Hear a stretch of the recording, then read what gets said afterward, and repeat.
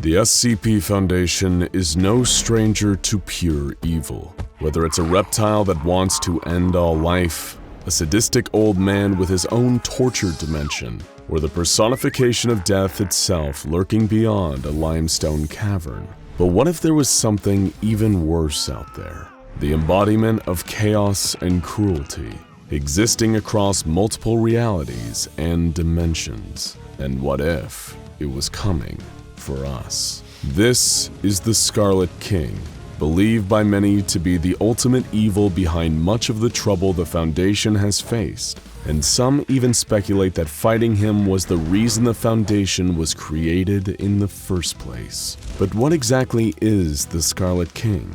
He's known by many names, almost always including some allusion to the color red, and then a reference to royalty or power. Harak, Kaharak, the Red Shah, the Crimson Khan, PTE 616 Mendez Ex Machina, the Laha Raja, and, of course, SCP-001, to name a few. And like many of the Foundation's mysterious enemies, stories about his true nature and origins abound and are often contradictory. According to the official SCP-001 files of Tufto's proposal, symbology of the Scarlet King has existed in multiple cultures throughout history, with the king often depicted the same way, as a huge red demonic figure, often wearing a gold crown or other headdress indicating royalty. He shows up looking similarly within different cultures' mythologies, despite existing at different points in history or them not having the means to communicate with one another. A number of entities that the SCP Foundation is familiar with are believed to be somehow connected to the Scarlet King, including SCP-2317, a wooden door leading to the realm of a being known as the Devourer, who's expected to escape and cause an apocalyptic event in the next 30 years. But really, there's no way of knowing just how many SCPs are directly connected to the Scarlet King. Strangely, the Foundation's official file on the Scarlet King once designated his containment class as Keter, but that has since been downgraded to Safe. According to the file, any attempt to change this designation is likely to lead to horrifying results. It is widely known that the Scarlet King still has considerable influence over a number of groups, individuals, and anomalies in our universe. And if ever he made his way into our universe, it would likely lead to the irreversible damage of reality itself. So then why Safe? And why are the O5 Council so adamant that it remain that way? Getting to the bottom of this mystery is exactly why we're here today. But to fully grasp the true nature of the Scarlet King, we must first understand the man whose life and fate have always been tied to it, Dr. Robert Montauk. If that name feels oddly familiar to you, it's because of its association with one of the Scarlet King's most recent attempts to enter our reality, SCP-231. This SCP, often referred to as the Brides of the Scarlet King, was formed of 7 women. 7, by the way, being an extremely significant number for the king, all kidnapped by the most recent in a long line of the king's devoted cults known as the Children of the Scarlet King.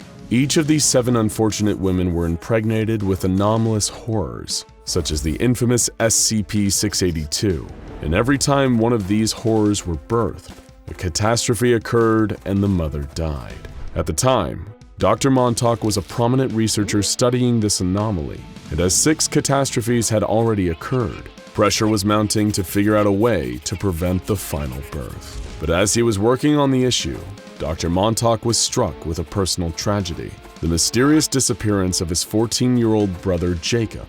In his fear and anger, Montauk believed that this must have something to do with the Scarlet King and his disciples. Wanting revenge, Montauk proposed an idea so horrifying that the details were never made public.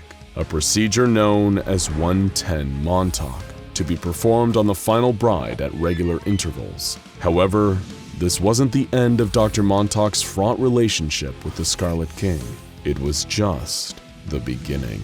To give you some perspective on just how dangerous the Scarlet King is, the SCP Foundation and the Global Occult Coalition decided to put aside their differences and form a joint effort to stamp out the children of the Scarlet King. They were successful in this mission, and even managed to capture the children's leader, a mysterious man named Depeche Spivak. Dr. Montauk, who became the lead researcher on 231 and 2317, was naturally the first choice for interviewing Depeche about the true nature of the children and of the Scarlet King. Dr. Montauk could never be the impartial interviewer that the SCP Foundation wanted, though. The suspicion that the Scarlet King or the children had something to do with the loss of his younger brother still lingered just beneath the surface. Like a lot of cult leaders, Depeche was extremely cryptic in his answers to Dr. Montauk's questioning. He'd already heard of the doctor from the reputation of the horrifying Montauk procedure, and was surprised to see him so calm and courteous in person. A few key facts about the king and his cult were revealed in the first few rounds of questioning. The children had once worked with the Serpent's Hand before being excommunicated for their allegiance to the king, and they had stolen sacred texts from the mystical Wanderer's Library to assist in their summoning rituals. Depeche also revealed that the Scarlet King is bound by 3 laws: the law of blood, the law of concrete, and the law of howling. Dr. Montauk, confused and frustrated by Depeche's secrecy, had to learn more. He found an old memoir from a former member of the Children of the Scarlet King, Jack Hirsch, who had the ability to invade the minds of people from the past and experience what they experienced. He recounted a battle between the Scarlet King and his followers and a group of time-traveling Turkmen warriors from SCP-3838. Hurst saw both sides of the battle. From the perspective of the Children of the Scarlet King, their lord ruled over them from an immense fortress embedded in a volcano. From the perspective of the Turkmen, the children were starved and beaten peasants, commanded by the king's voice in the roaring howl of the wind. Montauk also found extensive records of summoning rituals performed by various Scarlet King-aligned cults. Interestingly, some of them incorporated the use of carved SCP Foundation symbols. What could this mean? Montauk returned again to Depeche, who finally gave him the truth about the law of blood. This is the law of the Scarlet King. It's defined by poverty, violence, starvation, hate, and most of all, fear. Like the serfs in the Middle Ages, persecuted by and subjected to violence from the nobles. To the Children of the Scarlet King, this sense of holy pain and awe is the only way to live. The alternative is the law of concrete, which means the modern age defined by empty safety and false comfort. Buildings, easy-to-access food, healthcare, knowledge, technology. This is everything that the Scarlet King despises. But the mystery only deepened as Montauk found files from a former Foundation operative by the name of Agent de Beauvoir.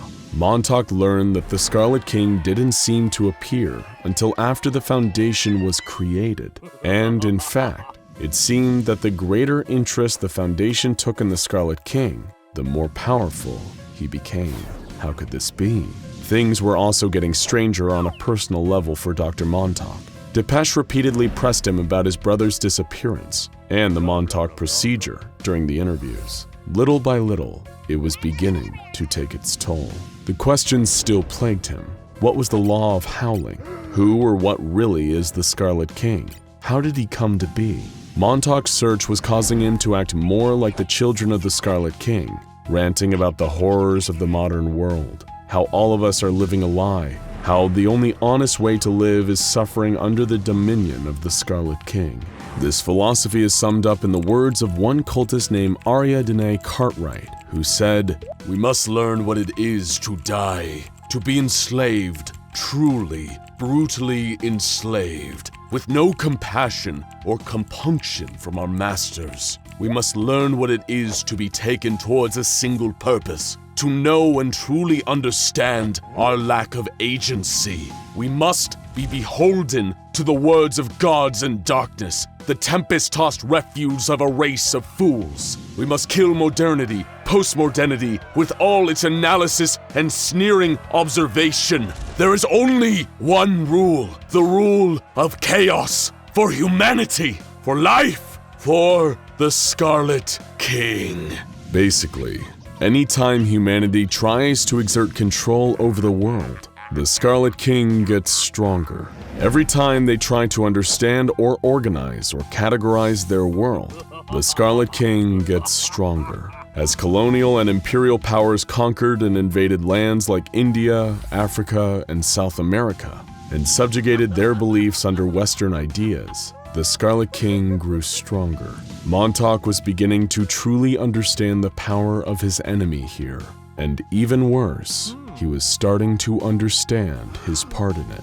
Montauk, slowly being driven mad by the knowledge he was gaining, realized that the Scarlet King's greatest enemy, the SCP Foundation, was also its greatest asset.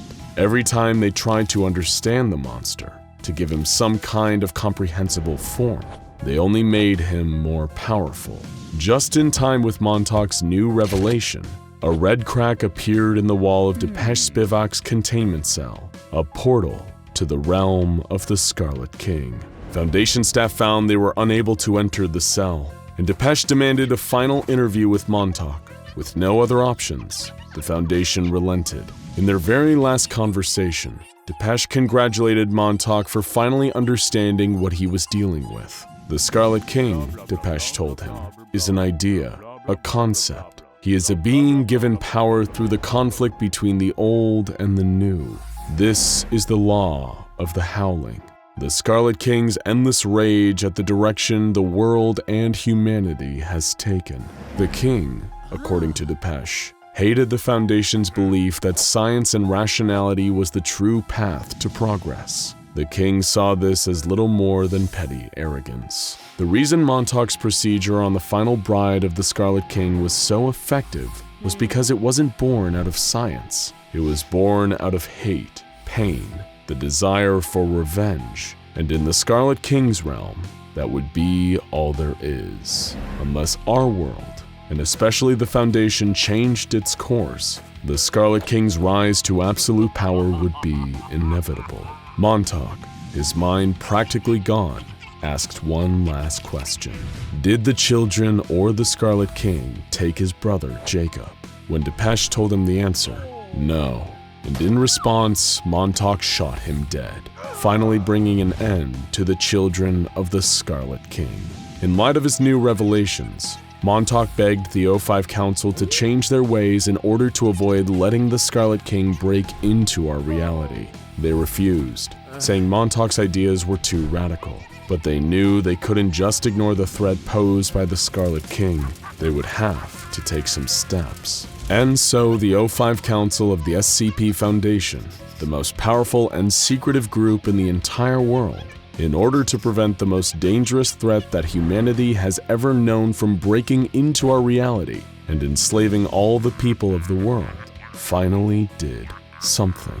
They changed the classification of the Scarlet King from Keter to safe, and made its description on the official Foundation files deliberately vague.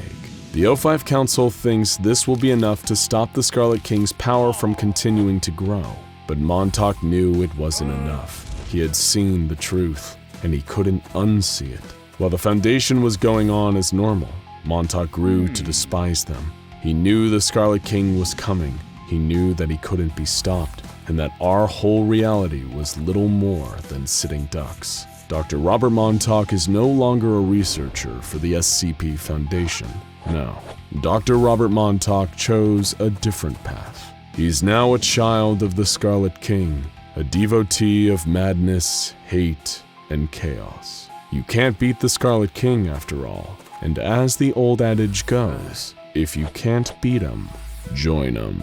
It's the holiday season. Outside it's cold and there's snow blanketing the ground, but inside you're warm and gathered around the light of a roaring fireplace and a glowing Christmas tree. This is what Christmas is all about: warmth, joy, and togetherness. But just because you're comfortable doesn't mean you're safe. You were so busy opening presents and stuffing yourself at dinner that you didn't notice the face pressed up against the window.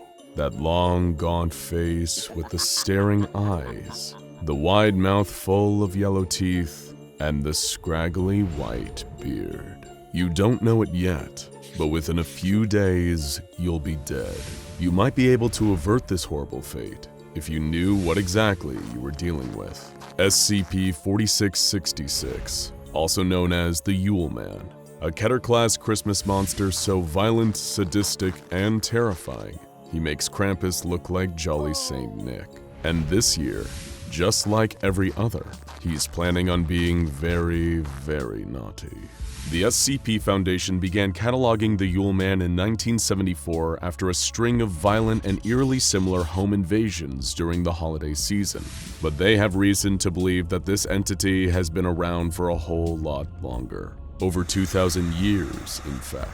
Stories that describe what look to be Yule Man massacres date back as far as the 1st century BC in Scandinavia, and there have been reports of similar clusters of events happening around the same time every year since. This monster is prolific, and may have one of the highest body counts of any creature under observation by the Foundation.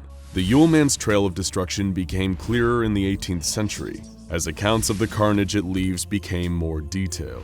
Later still, authorities even managed to find physical evidence like the Yule Man's fingerprints, which are similar to human fingerprints but display a distinct double whorl pattern not seen in human fingerprints. Much about the anomalous nature of the Yule Man is still unknown though, and the Foundation has yet to discover an effective way to contain it. Their only hope is intercepting it before it can get its long, gnarled fingers on its intended prey. Maybe you're feeling worried, or that you're being watched. You have good reason to be afraid, because during his yearly active period, the 12 days between December 21st and January 2nd, he's always searching for prey.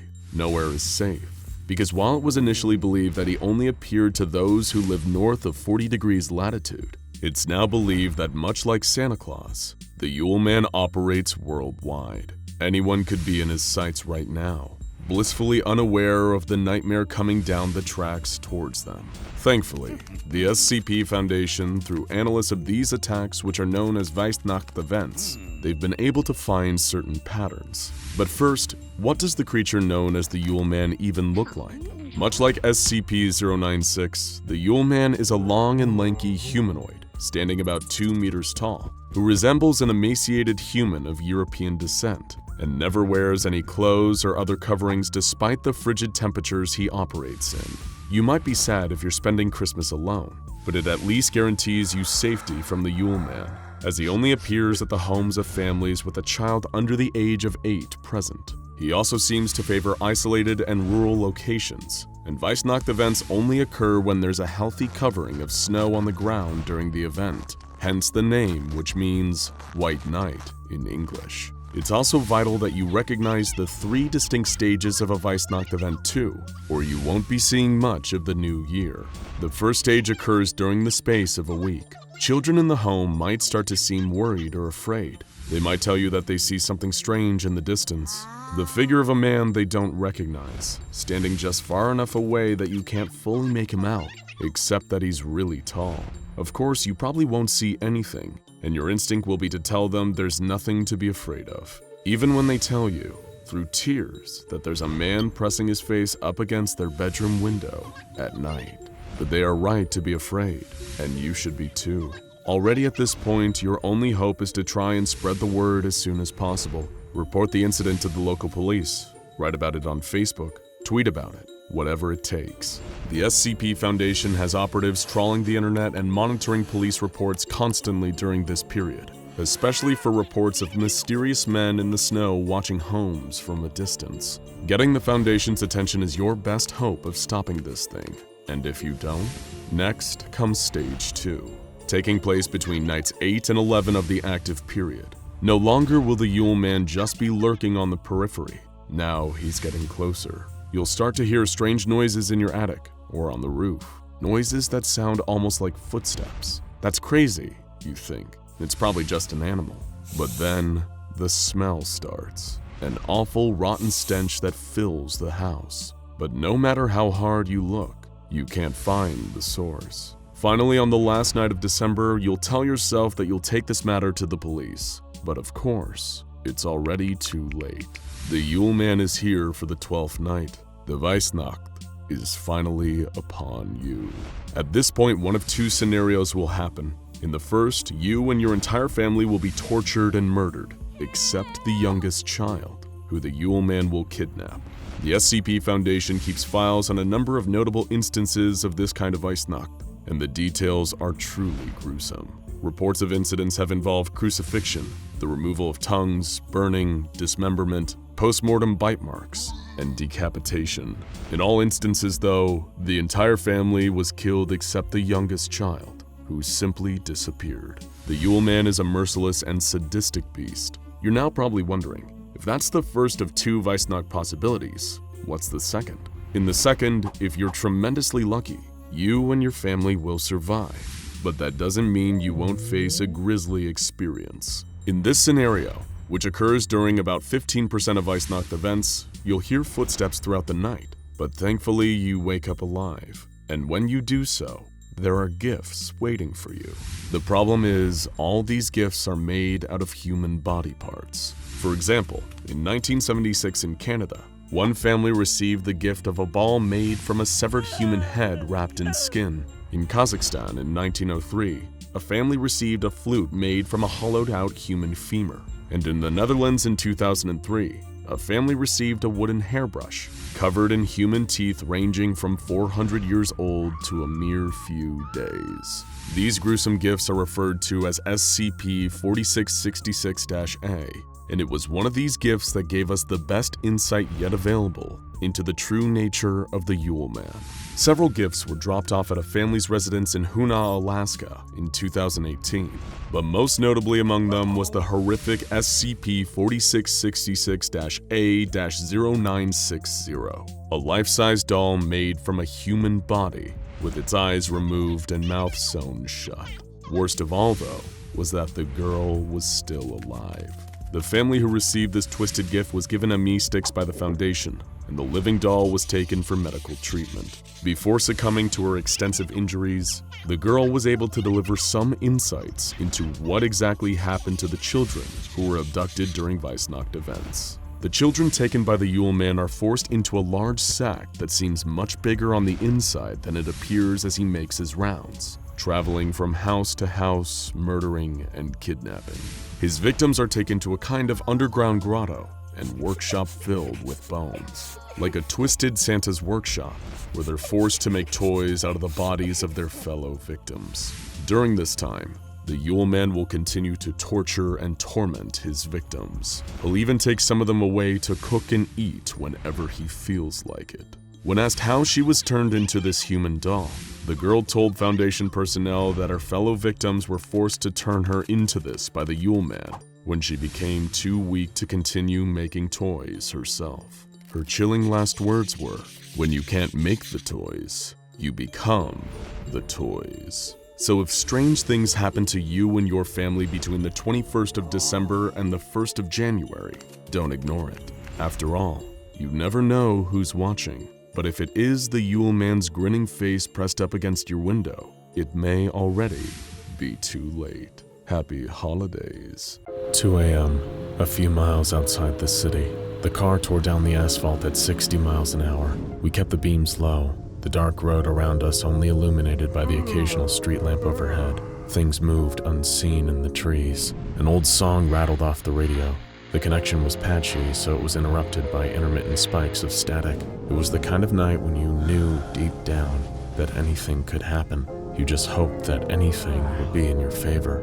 I rolled the window down a few minutes ago, breathing in all that cold, fresh air to stave off the looming specter of sleep. Thank God I wasn't the one driving, or things would have gotten deadly way sooner. Cops would have found us with our bumper wrapped around a tree, our heads one with the steering wheel or the windshield dead on impact, or from the unforgiving cold overnight. They might have even felt sorry for us until they found the case. Perhaps it would have been better that way. At least it would have been quick. A lot of bad things can happen on lonely state highways in the dead of night, and we were about to find out that just crashing your car was one of the more mild ones. Scott was driving. He was also the one who brokered this whole deal. I was just coming along to provide backup. There was a fully loaded Saturday night special sitting in my inner coat pocket, hoping that it wouldn't see any action tonight, and a pump-action shotgun sitting in the back in case things got really hairy. Deals like this, you either come well prepared or reckon with a heavy chance you sure as hell won't be leaving. I never asked Scott how he came into the goods currently sitting in the briefcase, and he never offered an explanation either. He only told me that he'd already secured a very interested potential buyer from a syndicate out of town. Serious people, dangerous people. They'd pay top dollar or leave us tied up in trash bags in a ditch off the side of the highway.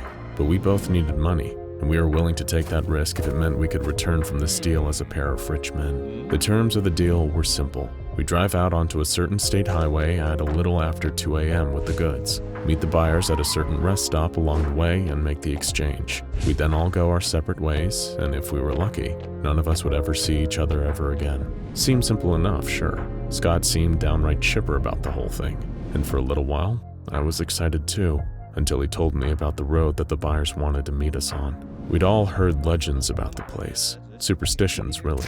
People think criminals are scary, but believe me, we're a surprisingly superstitious bunch. Our profession is one largely based on luck, being in the right place at the right time, and being lucky enough to avoid the cops along the way. But something you need to know, whether you're a criminal or arrows straight, is that some places are always going to be the wrong place. I'm not going to tell you which road it is. I know what you knuckleheads are like. You're curious. You're thrill seekers. Hey, we were all young once, but if I tell you what this road is, I know you're going to try to find it.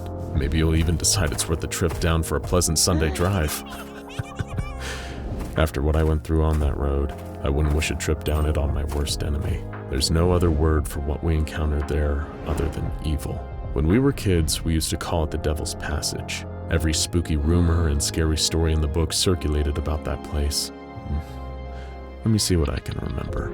Well, there was the Watcher in the Woods. People used to say that there was a long, tall figure with the biggest eyes you had ever seen, eyes like headlights, standing amongst the trees. If the moonlight shone in the right angle as you were driving past, you'd see it standing there, just staring at you, thinking about doing who knows what. Then there was Old Beth, the ghostly hitchhiker. People used to say they saw a strange old woman hobbling down the side of the road in the middle of the night. Sometimes people said that they could hear her crying, even if they were far enough away to make such a thing seem impossible.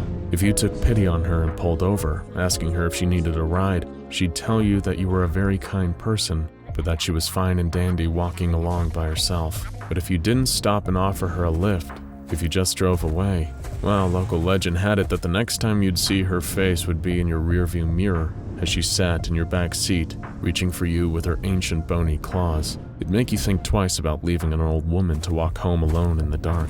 And of course, there was the lone jogger. The stories my dad told me about him always used to scare the hell out of me. He was a pale man, dressed unnaturally light for the cold winter months, jogging along the side of the road. If you looked at him, he'd look back. If your eyes ever met, the stories went that he'd start running after you. It wouldn't matter how fast you drove, he'd somehow always catch up and stare at you through the glass of your car's windows. He never hurt anyone directly, but I imagine he probably caused a heart attack or two in his time, if he ever really existed. But all of these things were nothing, I repeat, nothing, compared to the Phantom Cruiser. You have to drive cautiously at night, cause if you didn't, you might find a ghostly 1970s police cruiser tailgating you, and that'd be the worst thing you ever saw. There were fewer stories about this one than all the others, because if you ever ran afoul of the Phantom Cruiser, chances are that you wouldn't survive to tell people about what happened to you. Though people could still make an educated guess about what happened to you based on whatever was left behind. Here's a not-so-fun fact. The Devil's Passage is technically qualified for one of the most dangerous highways in the country, from crashes to hitchhiker murders to unexplained deaths on the side of the road. Since 1974, this road has been an incredibly unpleasant place to drive. Every time I saw another horror story about a strange death on the road, I'd think of the Phantom Cruiser, and it was those same thoughts polluting my brain that night. As Scott drove the two of us to the rest stop halfway down the Devil's Passage, I only realized I'd dozed off when he nudged me awake, and the blurry lights of distant street lamps flashed into my field of vision. "Look alive," he said. "We're here." The rest stop wasn't much to look at. All that there was an abandoned gas station, really the perfect place for this kind of illicit deal. My hand moved instinctively to the special in my coat and clicked back the hammer. Something about this whole setup wasn't right. Sting operation, police ambush, this whole thing reeked of a deal too good to be true. My instincts turned out to be right, in a sense, just not the way I was expecting. As we turned into the rest stop, Scott turned up his beams. All we saw was carnage waiting for us. A car, presumably one that once belonged to our prospective buyers, in a state of horrific disarray. It looked as though a train had impacted the side of the vehicle, completely caving it in. The metal was covered in deep scratches and ruts that almost looked like claw marks. It had been eviscerated. Scott broke, hard, and we both got out of the car. I drew the special out of my jacket, and he grabbed the shotgun out of the back seat. We approached with caution, worrying this might just be another part of the setup, until we saw the thick puddle of blood congealing under the driver's side door. We drew closer, propelled by morbid curiosity. Was it a hit from a rival gang looking to intercept the deal? Seemed logical, but there were no bullet holes in the car. Just ripping, tearing, and massive impact damage. Scott shined the light of his phone into the destroyed car, and I vomited when I saw what was inside. The buyers looked less like people and more like 2 sacks of pulled pork in tattered clothes. If I hadn't seen them inside the car, I wouldn't have even guessed they were human, and the damage wasn't just to them. The upholstery was torn up and burned, with violent symbols carved into the walls and scrawled onto the cracked windows in blood. When I turned to Scott, he was ghost white, clutching his phone and shotgun with trembling hands. We didn't exchange a word, but we both knew it was time to leave. We could find another buyer. There'd be other opportunities, other deals. But lives? You only get one. And we both silently acknowledged that if we stuck around here much longer, we wouldn't even have that. We sped back into the car and locked the doors behind us, for whatever good that would do, considering the damage that had been done to the buyers and their car. Perhaps we just needed the illusion of security to get us the hell out of there. The car pulled out of the rest stop at breakneck speed. Scott floored it, trying to put some good distance between us and the horror at that rest stop. Whatever had happened to the buyers, we didn't fancy sharing that same awful fate. My heart dropped down to my guts when I heard the sirens and flashing lights behind us. After all this, we'd been busted for speeding. They'd pull us over and find the guns and the briefcase in the car, and they'd have a lot of questions that neither of us would have good answers to. We didn't know whether to slow down and hope for the best or speed up and take this boy in blue on a genuine car chase. This whole thing couldn't have gone more wrong. But my thoughts soon drifted from getting used to the taste of prison food to something altogether more sinister. When I saw the car getting closer in the rearview mirror, I realized that this wasn't a modern cop car tailing us. It was a beat-up old 70s cruiser, traveling at insane speeds, gaining on us. The high beams cut through me like razor blades. I heard the radio crackle into life, even though neither I nor Scott touched it. It wasn't music, just a hoarse, scratchy voice repeating the word, "Run," again and again. And seeing as whatever was behind us clearly wasn't a real cop, we were more than happy to oblige that request. Scott hit the gas like our lives depended on it, which, to be fair, they did. But no matter how fast we sped up, the cruiser kept getting closer, like a demon on our tail. I screamed at Scott to go faster, but we were going as fast as we could. Next thing I knew, the Phantom Cruiser collided with the backside of our car and sent us into a spin, showering the two of us with broken glass crystals as the tires screeched across the asphalt. It felt like an eternity before the car came to a rest, and at that moment, the Phantom Cruiser stopped too. Someone got out. He was dressed like a cop. He even looked like a cop. A dude in his 40s, balding, overweight, with a handlebar mustache. But something was wrong about him.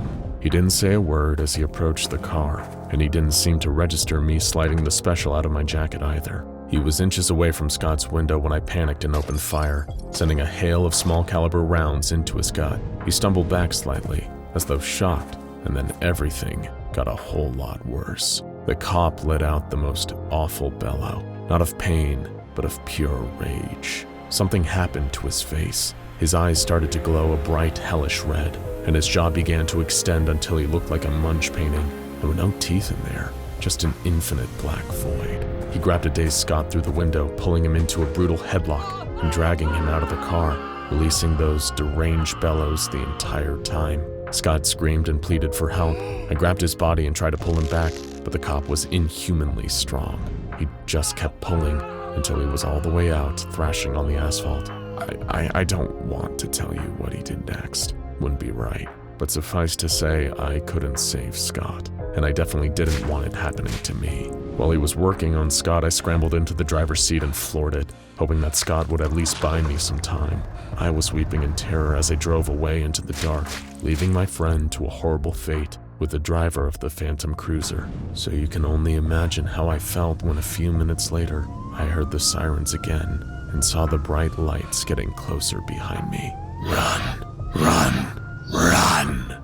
It's 3 a.m. and the facility is quiet. Office workers and administrators roam the halls. Security officers stand at their posts, clad in advanced tactical armor and carrying standard-issue M4 carbines. 3 Foundation employees sit at flickering monitors watching a live feed of footage from the containment cell of the infamous SCP-106, or as it's referred to by all staff, the Old Man. No Foundation personnel are permitted to travel within 60 feet of the cell for security reasons, and nobody is permitted to physically interact with the anomaly without the approval of 2/3 of O5 Command. The observer's eyes itch and sting from hours of unending blue light exposure, but they can't look away. The Old Man is crafty. He might have the insatiable bloodlust of a hungry great white shark, but he's not mindless. He's a calculating predator, more sadistic than the worst human serial killer, and he's always searching for the next opportunity. According to the Foundation records, he's been active since at least World War II, and it's estimated that he has hundreds if not thousands of victims to his name, and many of those made simple but extremely foolish mistakes of underestimating him. After all, it only takes a few seconds of inattentiveness and the briefest moment of distraction to give him the window he needs. To do what, you ask? Oh, don't worry, you'll find out, just like they did. The Old Man has his nickname for a reason. Most of the time, he really does look exactly like that, an old man, or more specifically an old man's decaying corpse, his body covered in rotten, dark, grayish-black flesh that looks like putrid meat. Though the creature has been observed being able to change shape, the rot seems to run too deep for the Old Man to ever hide it. Foundation employees that have observed SCP-106 for extended periods of time have reported seeing it assume the form of grinning, decayed children and women whose rotted flesh barely hangs on their creaking bones. Just seeing the images through a video feed is enough to cause a lifetime of insomnia and other sleeping issues. Still, they have a job to do and the cameras remain fixed on the Old Man. He's been completely motionless for 3 months, just sitting there like a Buddhist monk in deep meditation. A novice might see this period of inactivity as a cause for celebration, but those with experience know that this is merely the calm before the storm. SCP-106 can remain in a dormant state for months at a time. Described by the Foundation scientists as a lulling state, it's believed that the Old Man is simply waiting for its captors to get soft, make a mistake, or simply have a momentary lapse in concentration, which is all it needs to make its move. It had happened so many times before, and it was about to happen again. One of the observers must have felt an overwhelming wave of anxiety as he saw the creature ever so slightly twitch. Just a tiny quiver in the shoulder muscles, but that was enough to tell the observer that their day had just taken a terrifying turn. He grabbed the emergency phone fixed to his desk and practically screamed into the receiver that 106 is moving, that they need a tactical team stat. But it was already too late. He and the other 2 observers stared into the monitors with their mouths agape as a gooey, rust-like substance began to pool around the creature on the floor of its cell. Slowly, the creature craned its withered neck around. Its face was fixed into a broad, yellow-toothed, lipless grin. Its eyes had the kind of dull, flat malice of an underwater predator. It looked directly into the camera, directly at them, and smiled. The observers knew this was bad. Really, really bad. With what they could have sworn was a little nod, the Old Man began sinking into the rusty puddle it made on the ground beneath it, until it had disappeared entirely. SCP-106 is capable of phasing through any solid surface with ease, making it one of the hardest entities to reliably contain, and earning it a spot on the dreaded Keter class, reserved for the anomalies that are complete nightmares to keep locked up. Through the years of costly research and deadly trial and error, the Foundation would later devise ways of at least slowing the creature down. It's shown to have an aversion to lead, highly complex or random physical structures, and intense bright light. None of these cause harm to the creature, as far as we know, literally nothing can, but they'll at least buy you some precious extra seconds with which to at least try and escape. seconds the three observers didn't have. One of them grabbed an emergency line again and barked into it that they had lost visual on the anomaly. Just then, the observers heard a faint crackling sound behind them and the hissing of a chemical burn. They turned in horror to see a huge rusty burn mark expanding across the wall, right next to the door, which was their only escape route. They backed as far away from the door as they could as a rotten hand began reaching out of the mass of corrosive black sludge, followed by the grinning face of SCP-106, ready to have some fun. Meanwhile, two heavily armed security officers, Agents Goodwin and Resnick, came charging down the corridor toward the observation rooms. It became a bleak slogan during SCP-106 escape attempts that all you need to do is follow the screams, and that motto was proven true that night because awful things were happening to the observation personnel. They were certainly screaming about it. Of course, even with the top-of-the-line firearms, there was little they could do to harm the rampaging old man. He seemed immune to all forms of physical damage. All they could hope to do was keep the thing distracted until the scientists and containment specialists finished the preparations to lure him back into his containment cell. Goodwin surged forward while Resnick covered his six. Vigilance was key, as unlike a standard human combatant, SCP-106 could attack from literally any angle, including above or below. Physical obstacles were irrelevant to him, and no cover was safe. The hardened security officers could see the burn mark on the wall of the observation room as they approached. SCP-106 was perpetually coated in a thick black mucus with powerful corrosive properties that left any surfaces it touched permanently marred. Foundation scientists speculated that this mucus served as a kind of pre-digestive substance that tenderizes meat and bone alike. But to what purpose this serves is a mystery, as the old man has never been observed eating. It's postulated that the only purpose is causing additional pain. Goodwin and Resnick knew to treat this hissing sludge as a potential threat, as the corrosive properties would remain active for as much as 6 hours before finally fizzling out. The two officers shared a quiet nod before Goodwin breached the observation room door with a hard kick. The two of them surged inside, guns at the ready. In their time working at the Foundation, they'd seen some truly horrific sights. From the mutilation of D-Class personnel, typically death row prison inmates brought in for use as SCP guinea pigs, to the violence and mayhem of a containment breach. But there was nothing in their past that would ever make the horrifying sight they saw in the observation room that night feel normal. All three observers were dead. Almost nothing remained of two of them, and the third, while still intact, no longer looked human. He looked like he'd somehow been dead 100 years in the brief period that the old man had been free. His skin was gray and completely dried out, and his mouth was locked into a perpetual scream. It was a massacre, but there was no sign of the old man. Goodwin grabbed his radio and whispered, "This is Goodwin in Observation Room 6, requesting immediate backup. We have no idea where this thing," but his sentence was cut off by a sudden scream from Agent Resnick. SCP Foundation security officers are as tough as nails, the best of the best, you might say, recruited from the top military organizations in the world. So hearing one of them scream in fright is a rare, if not impossible, occurrence. But even they were forced to yell out in fear when they looked up to see the old man standing on the ceiling, grinning down at them. Resnick raised his M4 and shot a 3-round burst at center mass. SCP-106 didn't care. Even under sustained gunfire from the two security officers, it didn't flinch. The old man simply reached down and snatched Agent Resnick from the ground like it was picking an apple from a tree. The old man held Resnick in one hand and pounded its other rotten fist into the agent's body, breaking all of his bones. Resnick screamed for his partner to help him, but there was no time. Before Goodwin could do anything, SCP-106 began receding back into another slimy burn mark on the wall. Only this time, he was taking his screaming victim with him. Agent Resnick gave one more horrified scream before he was pulled backward into the inky darkness, leaving the room silent except for the burning hiss of the corrosive goo left behind. You might think this would be the end of it, but no. For poor Agent Resnick, the worst was yet to come. He was being dragged into what the SCP Foundation scientists refer to as the Old Man's Pocket Dimension, a miniature layer of reality within our own where the malicious SCP is essentially a cruel, all-powerful god. According to witness reports extracted from victims who were taken to this little nightmare realm, the dimension resembles a series of twisting, endless corridors where the old man stalks and tortures his captured victims to the breaking point, manipulating space and time to his own sadistic ends. On rare occasions, the SCP will even release its victims just for the joy of hunting, capturing, and torturing them all over again. While Agent Resnick was learning the true meaning of terror, containment specialists were mobilizing in its cell, preparing the one known tried and true method of luring the old man back. tempting it with the prospect of causing even more suffering.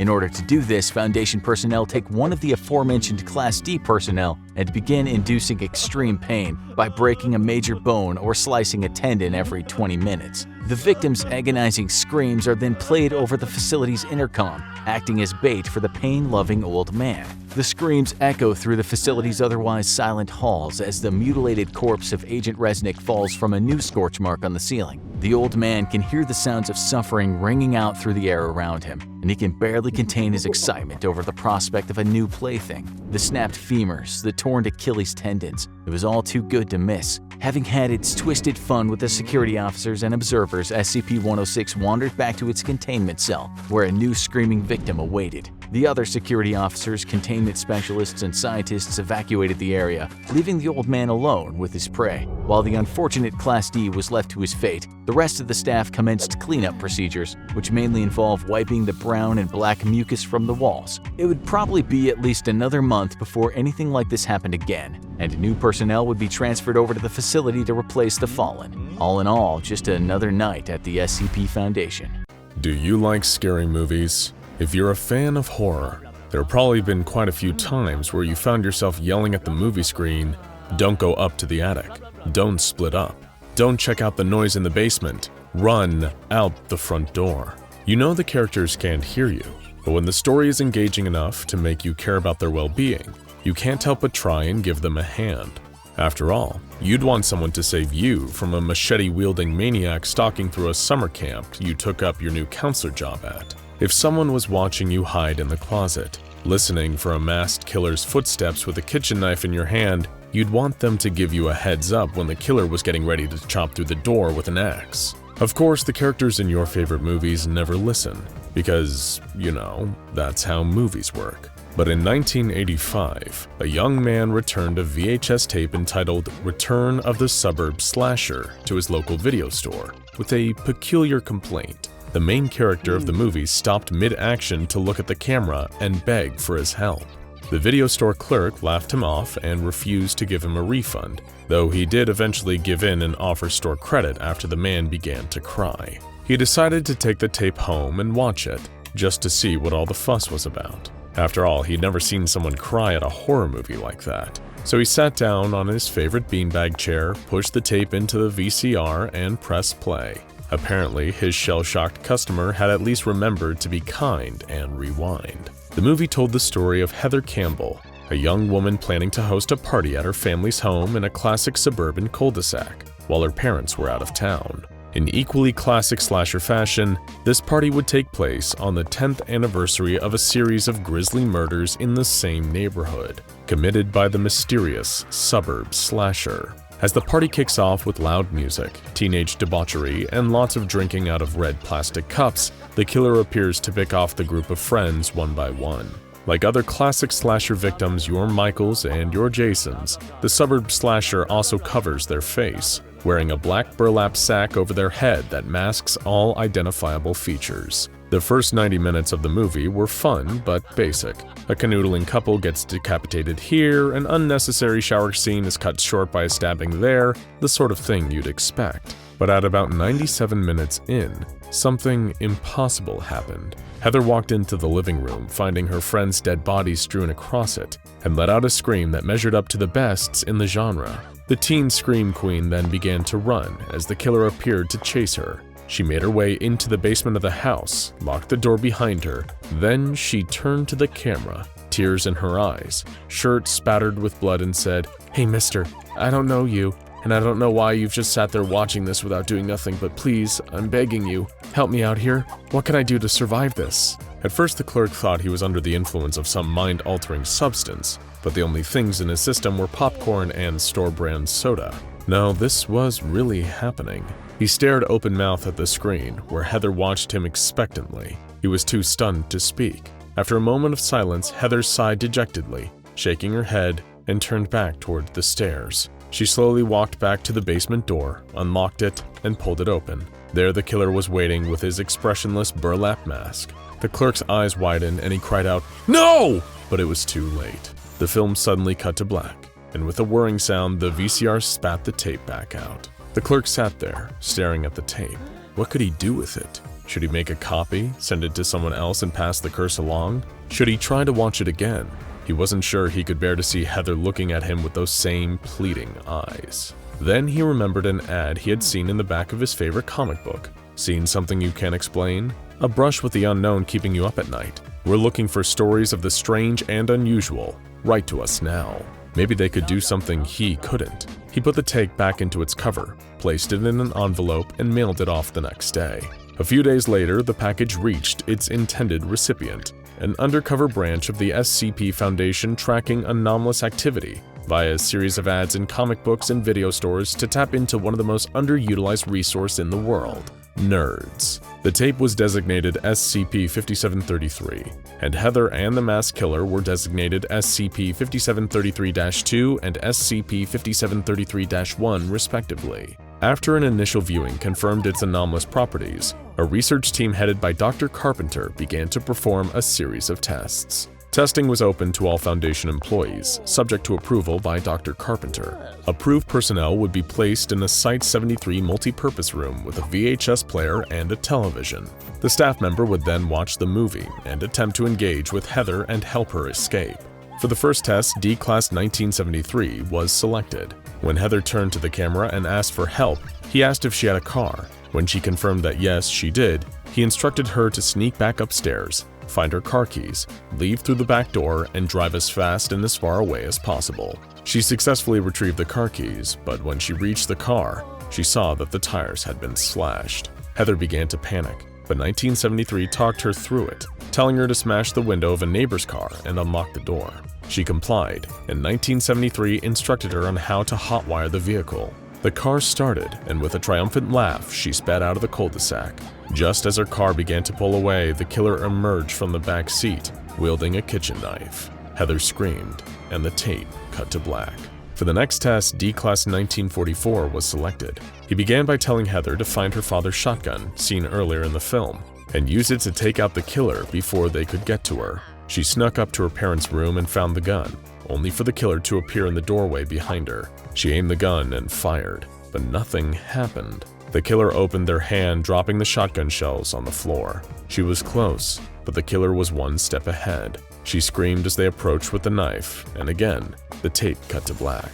After several tests were conducted with D-Class subjects and no adverse effects were reported, aside from the obvious trauma of failing to save Heather's life, testing was opened up to all Foundation staff. Assistant researcher Felissa Baker volunteered. She believed her extensive knowledge of the slasher genre would give her the tools to help Heather strategize. After speaking with Heather about her skills, which mainly included party planning and babysitting, Felissa determined that Heather should seek outside help. With Felissa's help, Heather made her way out of the house and over to the home of her next-door neighbor, Mr. Loomis. When she got there, the door was open and the lights were off. It didn't look great, but she didn't really have much of a choice but to go inside. She made her way to the bedroom where Mr. Loomis and his wife were lying in bed. She tried to wake him, but the camera zoomed in to reveal his throat had been slashed. The shape in the bed next to him sat up and was not in fact his wife, but the Suburb slasher instead. As the figure raised their signature kitchen knife, the screen went to black. SCP-5733 became a competition of sorts among Foundation staff, each volunteer proposing their knowledge would help them get Heather to safety. Assistant researcher Nick Younglin-Doskowitz proposed telling Heather to call for help, giving her a secret phone number for the SCP Foundation circa 1983, the time in which the movie was set. However, when Heather reached the phone, it had been destroyed, smashed to pieces. Next to it was a note written in blood that said, "The only Foundation here is fear." Then the killer appeared behind Heather, and the tape went to black. Somehow the killer knew about the SCP Foundation. Perhaps in a manner of speaking, the call was coming from inside the house. Next, Field Agent Malcolm Pleasance and Donald McDowell were selected due to their extensive knowledge of hand-to-hand combat. They attempted to teach Heather various fighting and self-defense techniques, while she survived on the limited supplies available in the basement. She eventually left the basement, and when the killer appeared, began to fight them. After 23 minutes of combat, she knocked the slasher to the floor and grabbed the candlestick to finish them off. As the agents watching began to celebrate, a second version of the suburban slasher appeared behind her, lunging forward. Just before the new killer made contact, the tape cut to black. During this test, the slasher seemed more adept at combat than it had been before, as though it could hear the advice being given to Heather. With other techniques failing, Field Agent Tilda Joan Bennett was brought in for a test, selected due to her expertise in thaumaturgy. She instructed Heather on basic offensive and defensive thaumaturgy before guiding her out of the house and into the front yard. When the slasher appeared brandishing their knife, Heather was able to sign a protective glyph and defend against the knife's blow. She followed this with a wind spell that pushed the killer further away. Heather began to run down the driveway, making a break for survival, when the slasher suddenly performed a freeze spell that rendered her unable to move. Heather's wide, panicked eyes stared down the barrel of the camera in a silent scream as the killer approached her, recovered the knife in hand before the tape went to black. Eventually, Dr. Carper volunteered to conduct a test. He instructed his research team to prepare a list of options for Heather's survival, divided into 4 categories: what to take from the basement, where to go once leaving the basement, how to exit the house, and how to escape the cul-de-sac.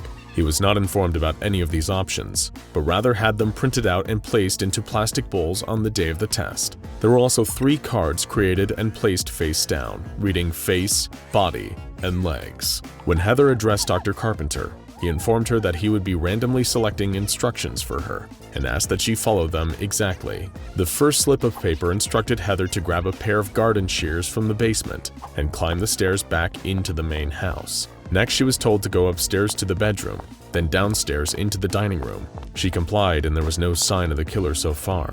Third, Dr. Carpenter told Heather to run back upstairs, out of the bedroom window, onto the roof, and then jump down into the garden. Then it was time for the next step. He told Heather to jump over the fence into the neighbor's garden and run down the street until she could find help. As Heather made her way down the road, the slasher broke through the front door of her house, but did not chase after her. Heather continued running down the road for 20 minutes as the trees and lights began to dwindle. The surroundings began to grow darker and darker until they resembled a void. Dr. Carpenter instructed her to keep walking. She could make out lights and houses in the distance. She ran toward the neighborhood, but stopped suddenly and began to panic. She was back in her own neighborhood, in front of her own house, and the killer was waiting for her. As Heather demanded to know what to do, Carpenter flipped over one of the 3 cards. It read, face, and so he told Heather to attack the killer's face with the shears, then the killer's legs, then his body. The killer dodged her attack, grabbed the shears, and pushed her to the ground. As Heather looked up at the killer, his face could be seen through the torn sack. It was Dr. Carpenter. Heather screamed, and the tape cut to black. Talk about a third-act twist. The movie itself did not create the killer, but somehow the viewer did, and it also made the killer more creative. After this incident, all testing on SCP-5733 was suspended, and attempts to help turn Heather from victim to survivor were halted. Searching for answers, the Foundation looked into Crystal Elms Productions, the production company listed on the videotape's cover. No record of the production company, the film, or any of its cast could be found. Several months after testing on SCP-5733 was suspended, another tape was found. Because, let's face it baby, these days you've gotta have a sequel. The new tape was titled The Suburb Slasher Strikes Again, and was purported to be produced by Crystal Elms Productions in 1985. It was designated SCP-6733. Unlike its predecessor, this tape was only tested once. A member of D-Class personnel was first shown SCP-5733 up until the point where it becomes anomalous, and was then shown SCP-6733. He was left completely alone in order to watch the contents of the tape. The following was what was on it. Dr. Malcolm Baines entered the testing chamber to find D-1974, or Jamie, sitting across from the television set. He introduced himself and ran a series of cognitive tests. He asked Jamie what he thought of the film, and he said, it was pretty much your standard slasher film. There's a group of teens who just graduated high school and go to a local camping site by a lake to celebrate. One of them mentions it's near the site where the killer, the slasher, was shot dead by police a year prior after a rampage. Dr. Baines clarified, asking if this was a reference to the first film. Jamie continued, it's not really clear, they all think it's a joke, apart from the main girl. She said her dad's a police officer and she's seen video evidence of the attack. No one references any of the characters from the first film though, and they don't show up in this one either. The slasher's the only constant. According to Jamie, the main events of the film revolved around a lakeside camping trip and quickly began to go wrong. Dr. Baines inquired about the nature of the slasher's kills, and Jamie elaborated, "He's still got a kitchen knife, same weapon as the first film, so he stabs a lot of them. It's pretty gory for the time it was made. He slashes up someone's face, then the nerdy guy gets stabbed through the eye. That one's pretty good. The camera gets sprayed with blood. One of the teens gets his head crushed wide open." Dr. Baines asked Jamie how the scenes made him feel, and he responded, "Like, there's some good jump scares and the tension's fairly high at points, but it's a little dated. I've seen scarier, but I've also seen worse horrors." Only one part of the film stood out to him. He described it. "So, the girl and her best friend, the one that's been looking out for her this whole time, enter into a cellar. The slasher creeps up from behind and grabs the friend, tears his head clean off his neck. The slasher then chases the other teen to the other side of the lake. He's advancing on her. The camera's set on the water of the lake. It's a wide shot. You've got the lake waterline parallel to the top and bottom of the shot, so it splits the screen horizontally. She's fallen over, crawling away from him. As he advances on her, the camera zooms in. Slowly, though. It takes its time, and he does too. There's music at the start of the scene, like deep, dark synths. This stops as the camera moves closer, though. I forgot to say, it's a long scene, longer than 5 minutes. Maybe it was 10, I don't know, it felt longer than 10. So the slasher's approaching her. We're, the viewers, approaching the shore. And then the music stops, and it's just his footsteps and her pleading. And she's pleading, man. There's these big inhales of breath stifled by the mucus running out of her nose. She's babbling, but it gets to the point she's not even saying words, just making noise. As Jamie continued, he began to grow increasingly distressed. The camera's real close to the shore now, and the slasher stops. He turns his head and looks straight at the camera. You can't see his eyes, but you know he's looking straight at you. And he just stands there, staring. Eventually, the girl crawls out of the frame, or the camera zooms past her. I can't remember which. It just keeps zooming in on his face, where his face should be under the hood. The girl keeps screaming off camera, and then there's this guttural ripping noise, and the screaming stops. It just stops, but the camera keeps moving. You can see the individual droplets of blood splashed across him. You can see the fabrics that make up his hood. His face soon takes up the entire shot, and then black. No credits or nothing. The tape just cuts to black and was pushed out of the player.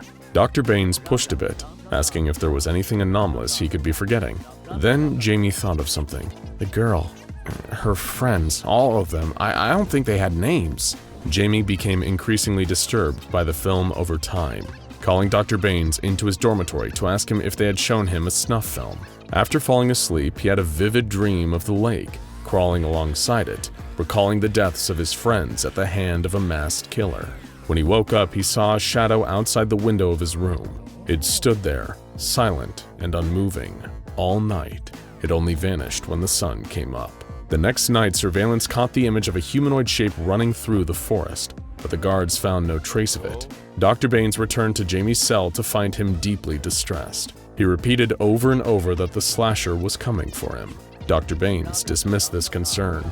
Once Jamie was alone, he stared into the mirror as the temperature began to drop. "You're here, aren't you?" he said. A gloved hand punctured through the mirror, spraying glass everywhere. On the other side, there he was, the Suburb slasher. Jamie fled his dormitory and ran for his life as the slasher followed him. Security officer Lauren confronted the slasher, but they lifted him up by the neck and stabbed the familiar kitchen knife through his head. Jamie continued to make his way through the facility, the slasher following and leaving a trail of destruction and bodies in his wake. Then, he reached Dr. Baines, who was confused by his behavior. Dr. Baines insisted that he needed to get to the basement, but terrified, Jamie resisted him. The two men scuffled, and Jamie shoved Dr. Baines hard, sending him careening into the wall. A lighting rig fell from the ceiling, landing on Dr. Baines. Several strangers ran into the room, calling for a medic on set, and asking for production and lighting to come back and reset everything. Off-screen, a director yelled, "Cut!" The slasher's face appeared, taking up the entirety of the camera, and the tape cut to black. This version of the tape's events was created after the tape was watched by D1888 in a testing session with Dr. Carpenter. There has never been a Dr. Baines in the SCP Foundation's employ. Somehow, this second tape creates a localized destabilization of reality. It is unknown how many times it has actually been tested. So be careful what horror rentals you decide to watch. You might just find yourself in the middle of the action, and no matter what you think you know about surviving a slasher film, there will be no escape. You can run, but you certainly can't hide. It was July of 2004, and Bill Murray was enjoying the peak of an extremely successful career. Not only had the iconic actor starred in some of the most beloved comedies of the 20th century, including Ghostbusters and Groundhog Day, he'd voiced the main character of the recently released live-action Garfield movie. It'd been a financial success, but it was a critical flop. Not that this bothered Bill. He was happy with the performance and the paycheck. What he wouldn't be quite as happy about was the horrifying encounter he was about to have with SCP-3166. On July 8th, Bill was enjoying a cold drink on the porch of his luxurious Beverly Hills home. The sky was beginning to darken as the sun set in the west. It was a blissful evening. His wife Jennifer was inside, watching TV. Nothing seemed particularly out of the ordinary until he noticed a quick flash of orange in the distance. It was almost too fast to register, this large orange shape darting past the corner of his eye. For a second, he entertained the thought that it might have been an escaped tiger, but it was gone too fast to really tell. Bill finished his drink and headed inside. He had enough for one night. The next morning, he got up to read the paper and found the Garfield movie getting slaughtered by the critics. One review stated, "No one can accuse Garfield the movie of infidelity to its source. It faithfully conveys the banality of Jim Davis's cartoon." Another called it, "a film without energy and without spirit." He put the paper down and ate his breakfast. A few blows to the ego were worth it for the paydays that came with big-budget family films. Just then, his wife came to him with a strange question. "Were you walking around downstairs in the middle of the night?" No, he hadn't. He'd been sleeping like a baby. Why did she ask? "Well," Jennifer said, "I heard some rustling downstairs last night. It sounded like something big." He hadn't heard anything though, and told her it was probably just her imagination. He put it out of his mind and continued about his day. He decided he would keep his eyes peeled for that orange blur again though. Bill didn't see anything peculiar the rest of the morning and went to a local cafe for lunch. He ordered a coffee and a cream cheese bagel, then made a quick trip to the bathroom while his food was prepared. When Bill returned to his table though, there was something strange. Instead of a bagel, there was a large heaping of lasagna on the table. What was going on? This cafe didn't even serve lasagna. Bill knew something was terribly wrong. Things only got stranger when Bill came home to find a small tuft of orange fur snagged on the frame of his front door. And it wasn't synthetic fur like you'd see on plush toys or stuffed animals. No, this was real animal fur. Maybe someone was just goofing off or trying to play some weird prank on him. But it didn't feel like it. Deep down, Bill Murray knew that he was in grave danger. Whoever or whatever was behind this, it wanted to hurt him. That night, his worst fears were realized. Bill's wife had left town for the week, and he was headed to the kitchen in the middle of the night for a glass of water when he saw something, a huge figure moving up against the glass door leading to his backyard. The thing was huge, nearly 7 feet tall, with a bloated, fur-covered, misshapen body that was pressed up against the door. Its fur was bright, garish orange, a cartoon orange. Strangest of all, though, was the sound it was making. It sounded like it was purring. Bill backed away from the door and then ran back to his room to hide. The whole night he sat cowering as he heard scratching against the walls, like something was trying to get in. He was terrified and too scared to do anything, even move. Finally, as morning broke, the noises seemed to stop. Bill had to do something. He couldn't let this nightmare go on another night. What if things got worse? What if that thing managed to get inside? He called the local police, and when they arrived, he explained the incredibly strange situation as best he could. He told them he was being stalked by some kind of huge cat, or at least someone dressed like a huge cat. Also, there was lasagna involved. The officers interviewing him could barely contain their laughter as he told them his story.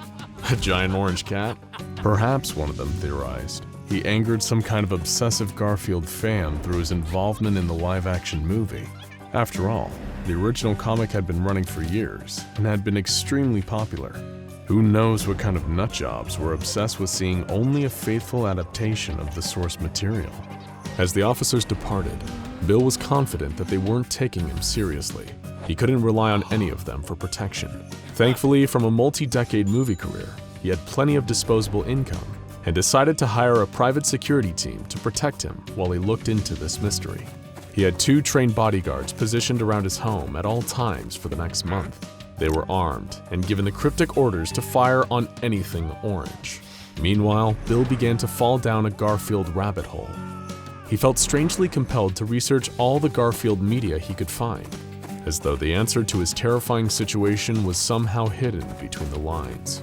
Bill explored the entire backlog of thousands of comic strips. He read the books and interviews with Jim Davis. He watched the cartoons and straight-to-DVD animated movies.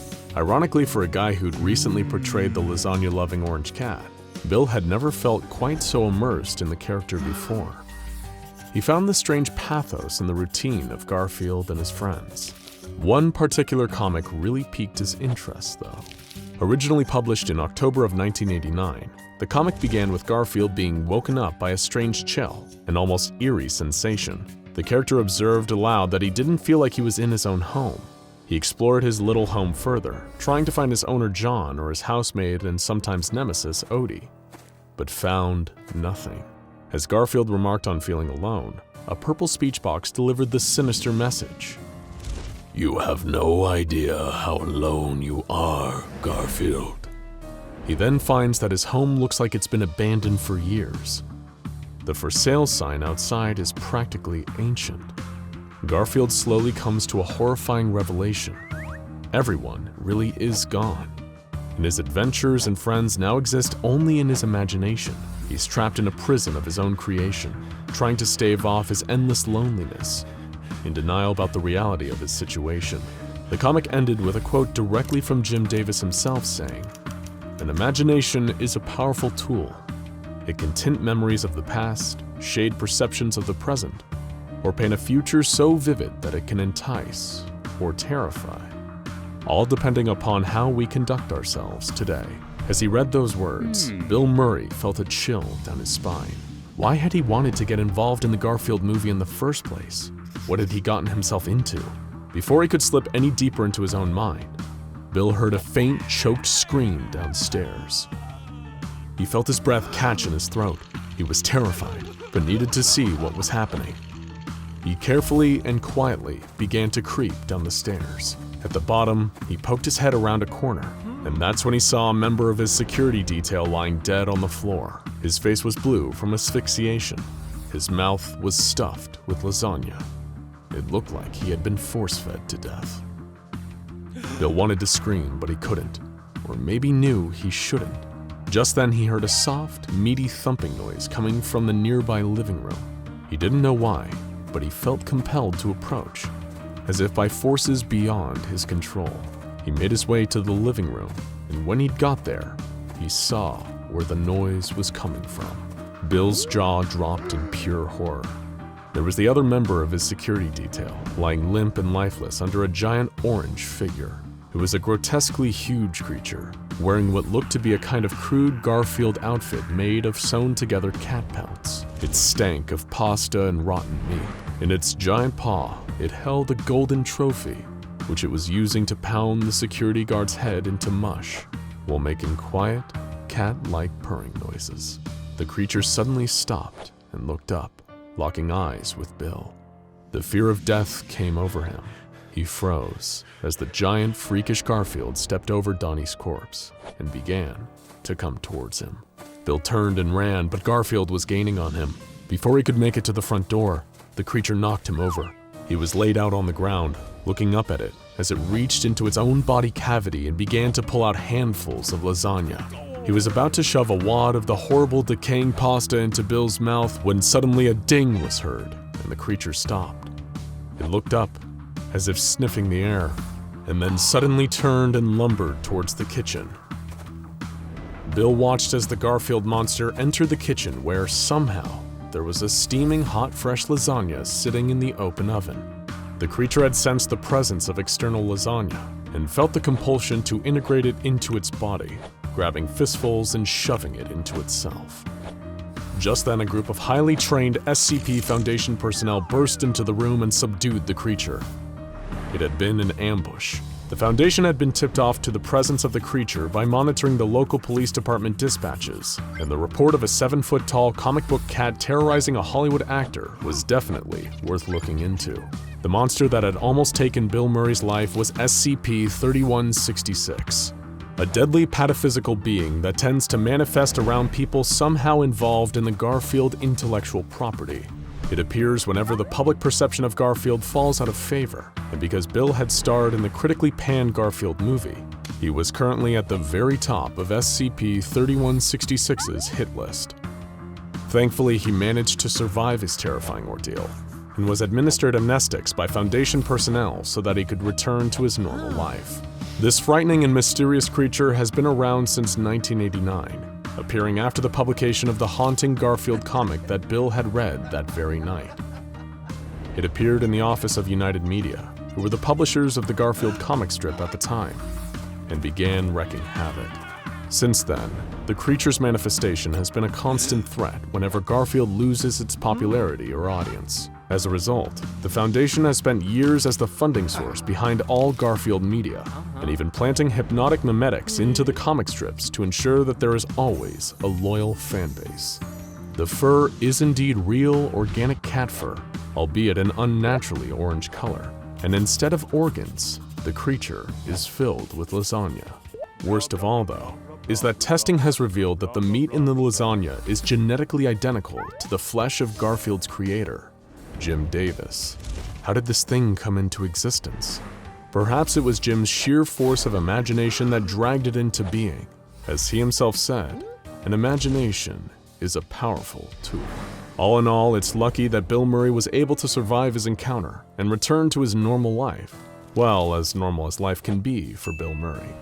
And if you see Bill Murray, don't bother asking him about SCP-3166. The amnestics were quite effective. And just as he's fond of saying himself, no one will ever believe you. The calm before the storm. As a metaphor, it normally means a lull that occurs just before a huge and often catastrophic event takes place. However, there is such a thing as a literal calm before a storm. The saying comes from a weather phenomenon where a tranquil period of stillness and serenity takes place, only for the winds to start picking up, the rain to start falling, and the storm to suddenly begin to hammer down. Nobody likes being caught outside when a thunderstorm rolls into town, but thunder isn't always the worst part of a storm. That sudden and unsettling flash of lightning that unpredictably cracks across a dark sky. The electricity, erratic and volatile in behavior, might just be the part that startles you into wishing, hoping, praying to return to the calm before the storm. SCP-938 is an entity composed of sheer electrical energy. Forget the notion of a simple dynamic current with an unassuming physical form, and imagine more. A creature composed of pure, relentless electricity. Far from just a benign and passive phenomenon, SCP-938 is considered a formidable and menacing predator by the SCP Foundation. What kind of prey could a being made out of electricity be interested in hunting? Well, that's easy. Power grids. During moderate electrical storms, SCP-938 will appear traveling through the static electricity carried by such storms. Lightning strikes are a form of static electricity, and when they are expelled, SCP-938 uses these strikes to attack its prey. So picture it, a stormy night, the rumble of thunder overhead. Every booming sound is accompanied by a bright flash, maybe even a forked spike of lightning that appears for a brief second. And carried within that lightning is SCP-938, hurtling through the sky towards its target, the nearest electrical grid. Now at this time, it is unknown whether or not SCP-938 actually actively causes electrical storms to occur. Research into the weather patterns in the areas the entity has appeared has proven inconclusive, and there is no proof that this power-based predator is able to influence the weather. However, the second that SCP-938 as a lightning strike makes contact with the nearest power grid, the surrounding area normally suffers a complete loss of all power. Street lamps will go out, plunging the entire city or town into total darkness. This doesn't last forever though, as you might expect. You see, this creature has the potential energy of a storm, much like the ones it uses to travel. SCP-938 isn't out to absorb more energy from national or local power grids, or at least certainly not all at once. What the entity actually does is the following. After a brief loss of power, SCP-938 will quietly infiltrate an electrical grid that provides energy to a town, city, state, or even an entire country. From within, the entity then chooses a structure seemingly at random to monitor. These are usually occupied buildings like homes, offices, or apartment complexes, with plenty of people inside. And no, it doesn't then delight in turning on its charge and frying all those inhabitants, transforming the building into a giant bug zapper. But the more people in the structure, the more electrical appliances and devices you're likely to find inside. SCP-938 stays dormant for a while, hiding out in the power grid, and is usually only detectable by special equipment designed to monitor electromagnetic fields. However, the next time a storm comes a-rolling into town, the living electrical energy wakes up and begins to cause havoc. The easiest to spot indicator of this is that SCP-938 will normally begin interfering with any electrical devices in the structure it has chosen. Its goal is to cause enough disruption that it draws the attention of the inhabitants living there. People inside the building will quickly realize that their appliances aren't working as they should be, sparking and malfunctioning to an alarming degree. These devices will then even cause severe electrocutions to any who come into direct physical contact with them. In every case, this increased electrical activity has caused the neural impulses of anyone in the chosen building to be shut down, resulting in death. There are only 2 instances where this didn't happen. In 1987, during an incursion with SCP-938, 2 victims had their hearts stopped after being electrocuted by devices affected by the entity. Fortunately, these 2 individuals survived after being successfully resuscitated but suffered long-term psychological damage as a result of the incident. Both were noted to have lost significant portions of their memories, and even had their mannerisms and personalities dramatically altered. After a storm, SCP-938 will return to the atmosphere, once again in the form of a lightning strike, and free from the power grid it was previously hiding in. From that point, the entity will aim to repeat the process all over again in a new location, fixating on a new building and claiming the lives of more innocent civilians. However, this is not a set-in-stone pattern of behavior for SCP-938.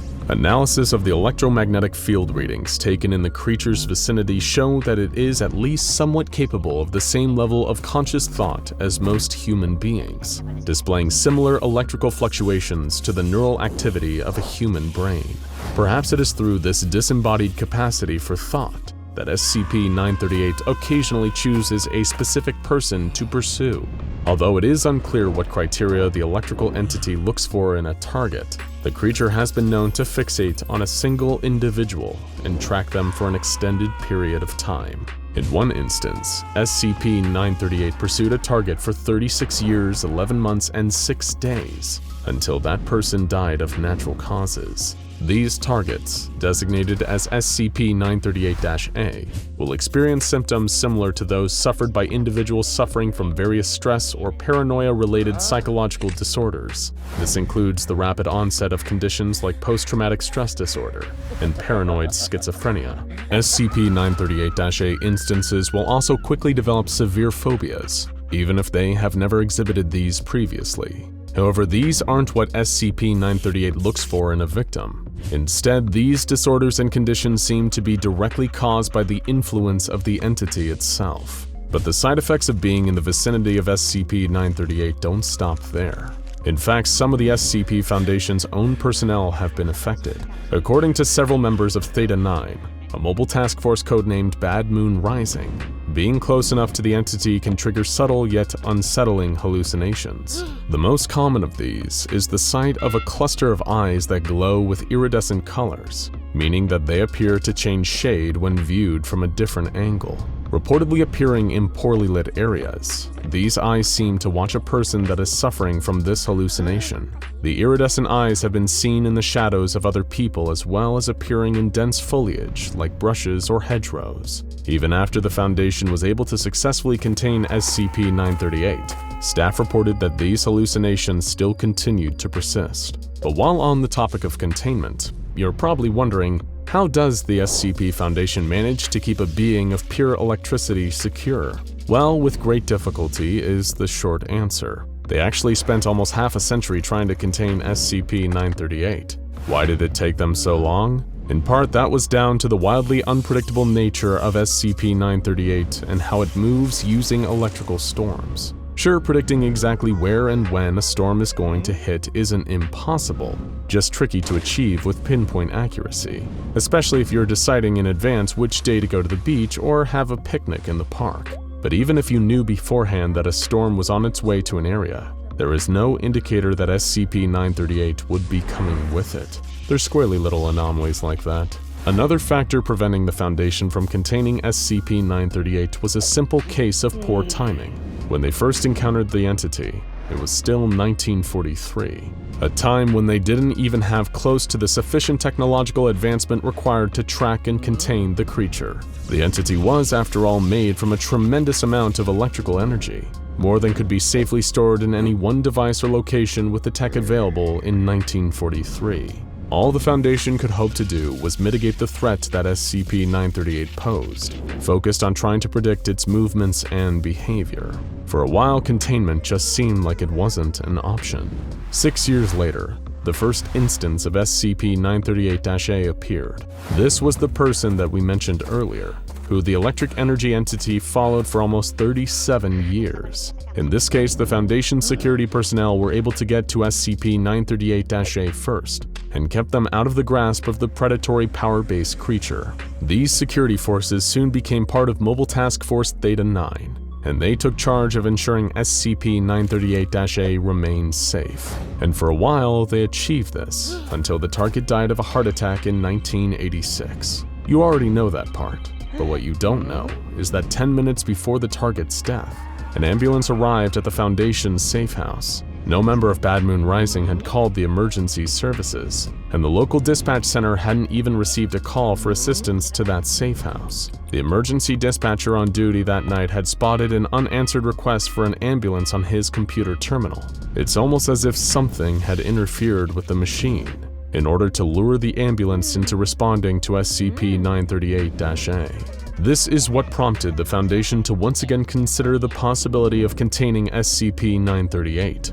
They knew it would be an expensive endeavor. This was 1986 after all. But as soon as a possible new SCP-938-A target had been identified, the Foundation had the perfect bait to catch the creature that had eluded them since the 1940s, luring it in with its new target. SCP-938 was successfully captured and contained within a capacitor bank at a Foundation research site. A capacitor bank is a series of electrical capacitors, joined and kept in parallel with each other for the purposes of storing electricity. Think of it as a big battery, except there is a key difference between the two. While batteries store electrical energy as some form of chemical energy like lithium, a capacitor is, in basic terms, designed to store pure electrical energy, exactly like what SCP-938 is made from. Containment wasn't without its teething problems, however, and SCP-938 almost made an escape in 1991. Biocontainment and Research Site 06 suffered a Silent Night breach scenario, and SCP-938 was able to cause considerable damage to the site's infrastructure. The building itself was left completely unsalvageable, and the capacitor bank for storing the entity had to be rebuilt before SCP-938 was recaptured. The new capacitor bank was moved to Biocontainment and Research Site 07 and kept in a fully electrical insulated storage warehouse. The entire structure was built to have no wiring or electrical systems of any kind, with no metal supports in the concrete it was constructed from. Even staff with pacemakers or metal prosthetics aren't allowed inside. There is nothing conductive, nothing metal, nothing electrical. In short, there is no way SCP-938 could ever escape again. Hopefully, at least. just as long as no one brings anything electronic into Storage Warehouse 0. Unfortunately, on December 21st, 2005, a Foundation doctor entered the warehouse as a part of a routine inspection of the creature's ongoing containment. What this doctor had clumsily forgotten was that he had been carrying a USB flash drive on his person and didn't realize his mistake until the next day. After he recognized his error, he submitted the memory stick for examination, only to find that everything stored on it had been wiped and replaced with indecipherable, meaningless data. All we can really do is hope that the data is all that was on that flash drive. After all, surely SCP-938 wasn't able to breach its containment again and escape hidden on a USB stick, right? Perhaps it's best to play it safe, just in case. Next time there's a thunderstorm in your town, maybe leave home and go for a drive somewhere far away for a while. The last thing you'd want is something lurking throughout the wires in your house, waiting and ready to strike. There is a dangerous creature that could be anywhere in the world, hiding in plain sight, casually walking through crowded streets filled with people. A monster that is nearly impossible to see, blending into its surroundings almost perfectly. Not invisible, but unnoticeable, almost completely undetectable.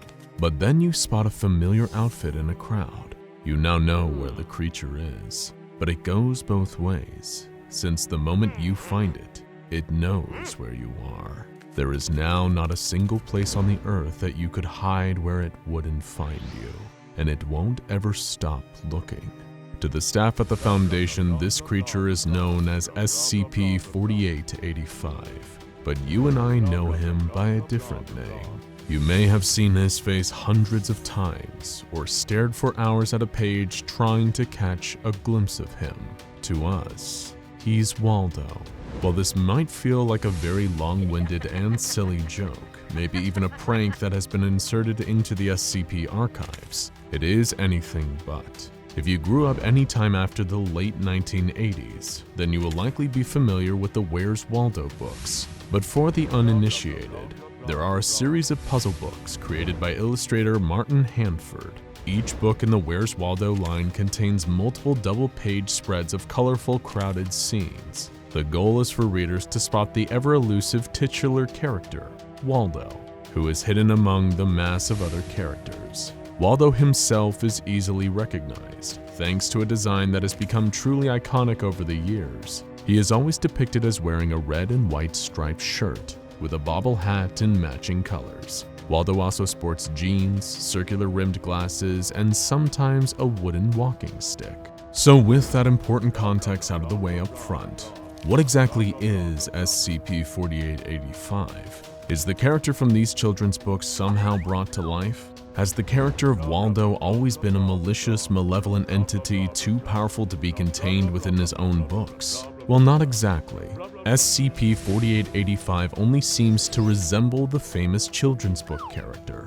Whether or not he is the living manifestation of Waldo in the real world is both unclear and up for debate. Examining its outward appearance, SCP-4885 does share the humanoid shape and looks to be wearing the same recognizable clothing of Waldo. There are, however, two notable bodily dissimilarities between the Waldo on the page and the physical form of SCP-4885. For one, this Waldo appears to be much paler to the one found in the book series. More noticeably, however, is the fact despite wearing the same circular glasses, SCP-4885 seems to have no eyes. Should a person learn of SCP-4885's current location, Waldo will simultaneously gain an awareness of this person.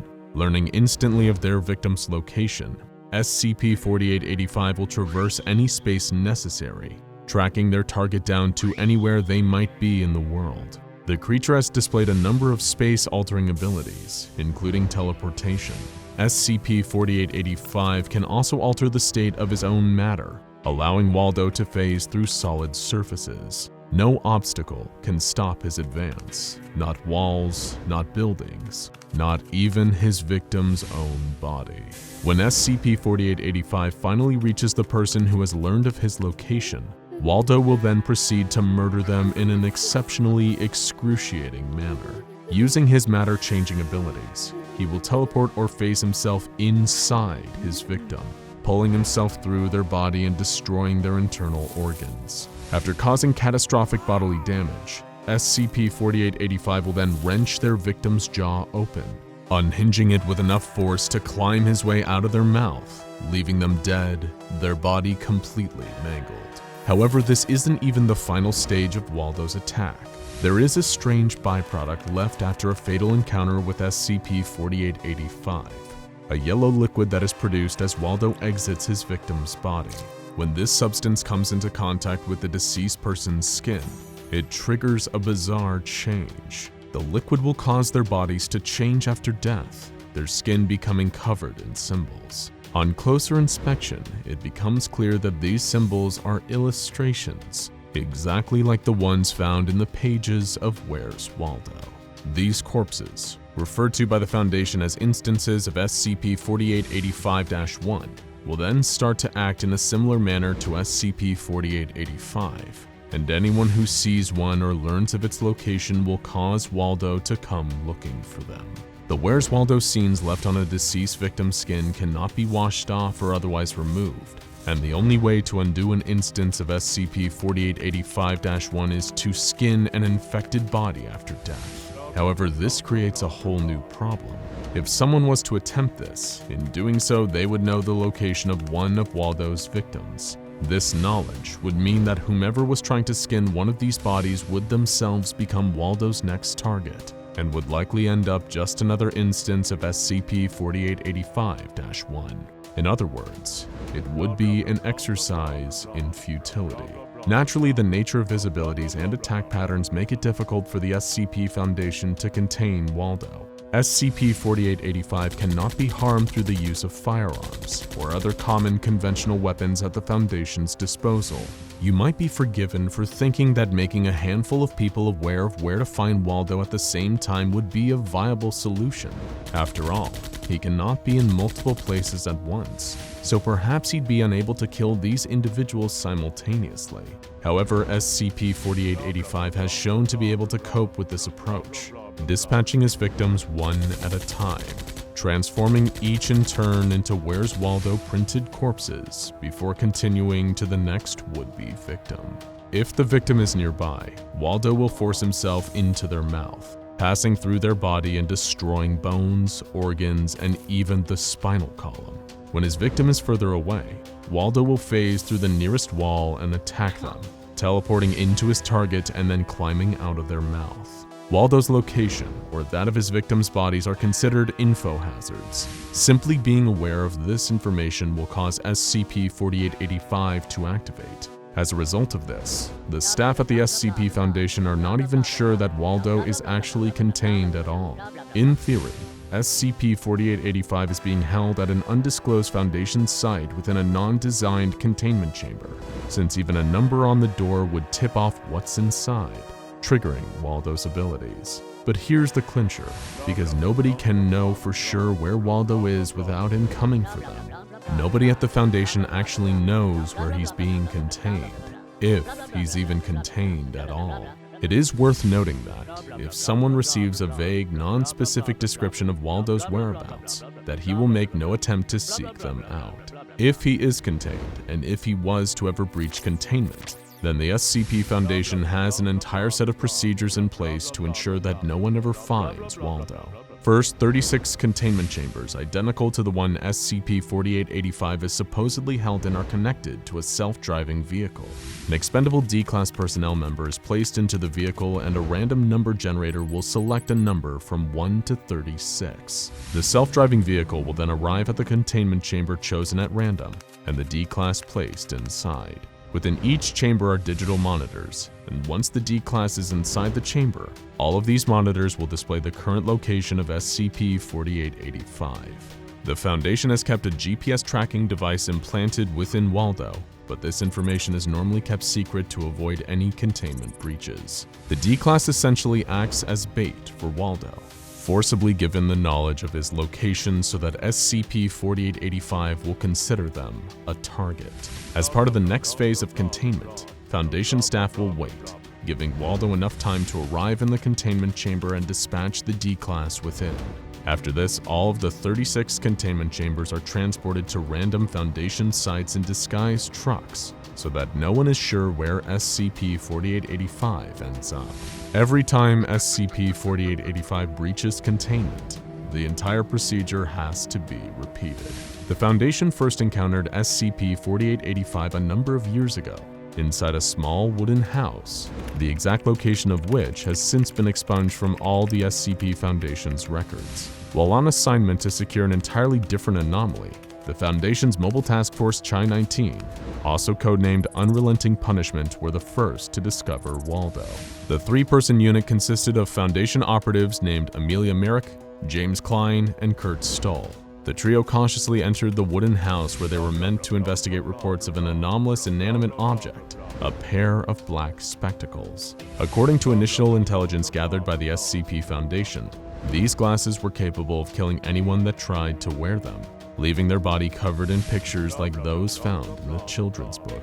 Sounds familiar, doesn't it? It is unknown if these black spectacles are the same eyewear worn by SCP-4885, but it doesn't seem like too far of a leap to assume that this may well have been the case. Searching the ground floor, the team had found no sign of the object they had been sent to recover.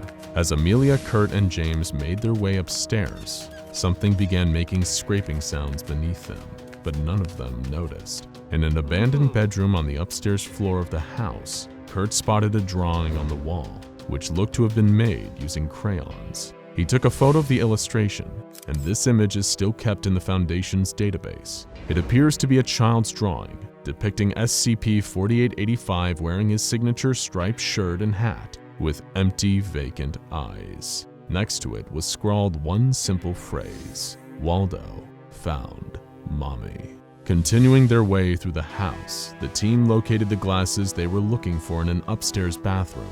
However, as James bagged up the spectacles, ready for transport back to the Foundation, Kurt spotted another inscription on a nearby wall, one that the team were certain hadn't been there when they had arrived. James stepped in to translate using the Foundation's standard issue translation device. The phrase on the wall read, "The basement. The corpses from a child's book are in the basement. He is there too. And we're sure that you can already guess what happened after that." Immediately after reading these words, James began to groan and clutched at his stomach, showing signs of extreme pain. Before Amelia or Kurt had any chance to figure out what was happening to their squadmate, fingers began protruding from James's mouth. They gripped his jaw and pulled it apart with enough force to send his jawbone flying across the room. SCP-4885 climbed its way out of James's body, and Amelia and Kurt both opened fire on the creature. Waldo did not react, seemingly unfazed by the gunfire and sustaining no damage as he approached Amelia, who would be his next victim. Shoving his fingers into her throat, Waldo wrenched apart Amelia's jaw, breaking it before he clawed his way into her mouth. As he watched in horror, Kurt made a panicked call for help to the Foundation, but it was too late. Waldo had already dispatched both James and Amelia, and now Kurt was about to pay the same terrible price. Ever since this incident, the Foundation believes that they have SCP-4885 contained. When his file was created, their researchers created an automated algorithm designed to wipe away any mention of SCP-4885's current location or the house he was discovered in from Foundation records. With SCP-4885 now assumed to be contained, that only leaves one question: the same burning inquiry that's been plaguing man for decades. Where's Waldo? In this case, maybe it's safer if you didn't know. SCP-682 must be destroyed as soon as possible. So begins the SCP Foundation file on the dreaded SCP-682, a highly intelligent reptilian monster that has, despite the Foundation's best efforts, proved impossible to kill. It may not be the most dangerous SCP out there, considering that some are capable of eliminating entire realities, but it's one of the most iconic. And you've probably heard tales of the monster that death forgot, and you know exactly why everyone is so afraid of the so-called hard-to-kill reptile. It's been subjected to some of the most deadly weapons and traps the Foundation could devise, and survived attacks from some of its deadliest fellow SCPs. But before we tell you about the Foundation's many failed assassination attempts against the so-called hard-to-kill Reptile, we need a little more groundwork on what this creature even is. The first thing to know about SCP-682 is that this thing wants you and everything you know dead. Unlike some other creatures like SCP-096 and SCP-173, which are murderous but exhibit no real higher processing skills, SCP-682 possesses cunning, advanced reasoning, and even human-level logical intelligence. SCP-682 can engage you in conversation, but just talking to the creature calmly and cordially will sometimes cause it to enter its rage state, where it becomes even more dangerous and volatile. The beast is perpetually kept in a tank of powerful hydrochloric acid, melting its tissue to prevent it from reaching its full potential and going on a rampage. The creature's most terrifying asset, and the reason it's proven impossible to terminate thus far, is its incredible adaptability to any and all external stimuli. 682 is a reactive being, capable of not only surviving and regenerating from all attacks, but often incorporating those attacks into its own wide arsenal. In other words, if you're hoping to kill this thing, you better kill it on the first hit. Because if you don't, you better believe it's gonna hit you back 100 times harder.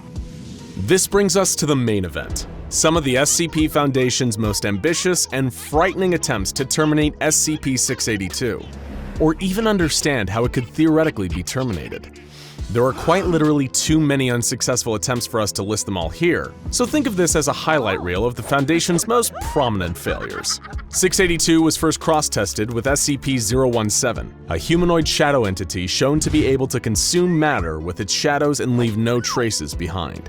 Tests on tissue samples from 682 showed that SCP-017 was able to consume said tissues with no adverse effects.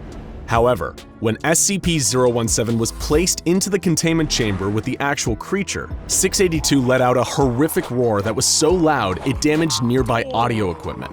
SCP-017 fled to the corner of the room, and 682, in its rage state, attempted to breach containment. Agents managed to suppress and remove the creature, but no meaningful damage was logged. Attempt failed. SCP-173, the killer statue, was later brought in, hoping that its thus far impeccable track record for killing would hold strong. The second that 173 was introduced into the testing area, 682 retreated to the far wall and began screeching intensely. It was intelligent enough to know what it was dealing with here. While the researchers and guards expected an instantaneous reaction, there was actually a stalemate for over 6 hours, as 682 stared at 173 continuously. Eventually, the tie was broken when agents shot out 682's eyes with high-caliber sniper rifles, breaking the line of sight and causing 173 to attack. Though 682 sustained damage to several parts of its body, while its eyes regenerated, the creature was not killed. It then regenerated a number of eyes all over its body, covered in a clear armored carapace that made them resistant to bullets. The stalemate continued for an additional 12 hours as 682 maintained perpetual eye contact. 173 was eventually removed from the containment unit, and the mission was aborted. Attempt failed. In their desperation, the SCP Foundation restored to bringing in another dangerous and seemingly unkillable monster to take on 682. SCP-096, also known as the Shy Guy. As astute SCP fans will already know, this being kills anything that sees its face, with no known exceptions, and when it enters its attack mode, it's thought to be quite literally unstoppable. Or at least, it was. While SCP-096 was able to destroy 85% of 682's original body mass during their 27-hour battle, it was left mentally broken, wounded, and huddled in the corner. To this day, if ever confronted with SCP-682, the Shy Guy reacts in pure terror, turning away and clawing at its own face. Attempt failed. During a deadly containment breach, SCP-682 also went head-to-head organically with another iconic SCP Hall of Famer, SCP-106, also known as the Old Man. The Old Man and a shape-shifting psionic anomaly known as SCP-953 broke into 682's containment cell. The Old Man pulled both of his fellow anomalous combatants into his pocket dimension to continue the battle on his terms. However, despite losing 67% of his body mass during the ensuing pocket dimension showdown, 682 still prevailed, with the old man eventually fleeing back to his cell and 953 being collected and taken away by agents. Once again, SCP-682 continued to hold the title. But it wasn't just cross-testing experiments, intentional or otherwise. The SCP Foundation's quest to kill 682 led them to a number of more conventional murder methods, all with varying degrees of success. Due to SCP-682's highly adaptive abilities, some methods were discounted from the outset. For example, launching a powerful thermonuclear missile at the creature was soundly rejected by O5 Command, on the premise that if the creature wasn't destroyed and evolved to the point where it could shrug off nukes, humanity would be pretty much done for. Other ideas were abandoned just for being too ridiculous, such as one researcher's suggestion to fly the creature through the air and drop it from a considerable height, hoping to kill it with a high-altitude impact. I'm not sure we even need to tell you why that's a terrible idea, but during the experiments on SCP-682, the studies range from honest to incompetent to straight-up evil. One guest researcher fed 2 small innocent children to the creature just to see what would happen. He was then himself fed to the creature for his sadistic behavior, which was viewed as getting in the way of his professional conduct. After all, the Foundation is meant to be cold, not cruel. It was SCP-682 that had the monopoly on cruelty. Memetic kill agents were a resounding failure. They attempted to dismember 682 with a powerful laser, only to have the creature develop reflective surfaces that displaced the beam and caused catastrophic damage to the area around it. They attempted to kill the creature by sucking all the air out of its containment facility and create a vacuum, but it expelled a dangerous gaseous compound that reacted violently and exploded when air was once again introduced into the room. The Foundation used high-precision blades to slice SCP-682 into approximately 12,000 pieces, then separated these pieces. Unsurprisingly, by this point, this attempt also failed.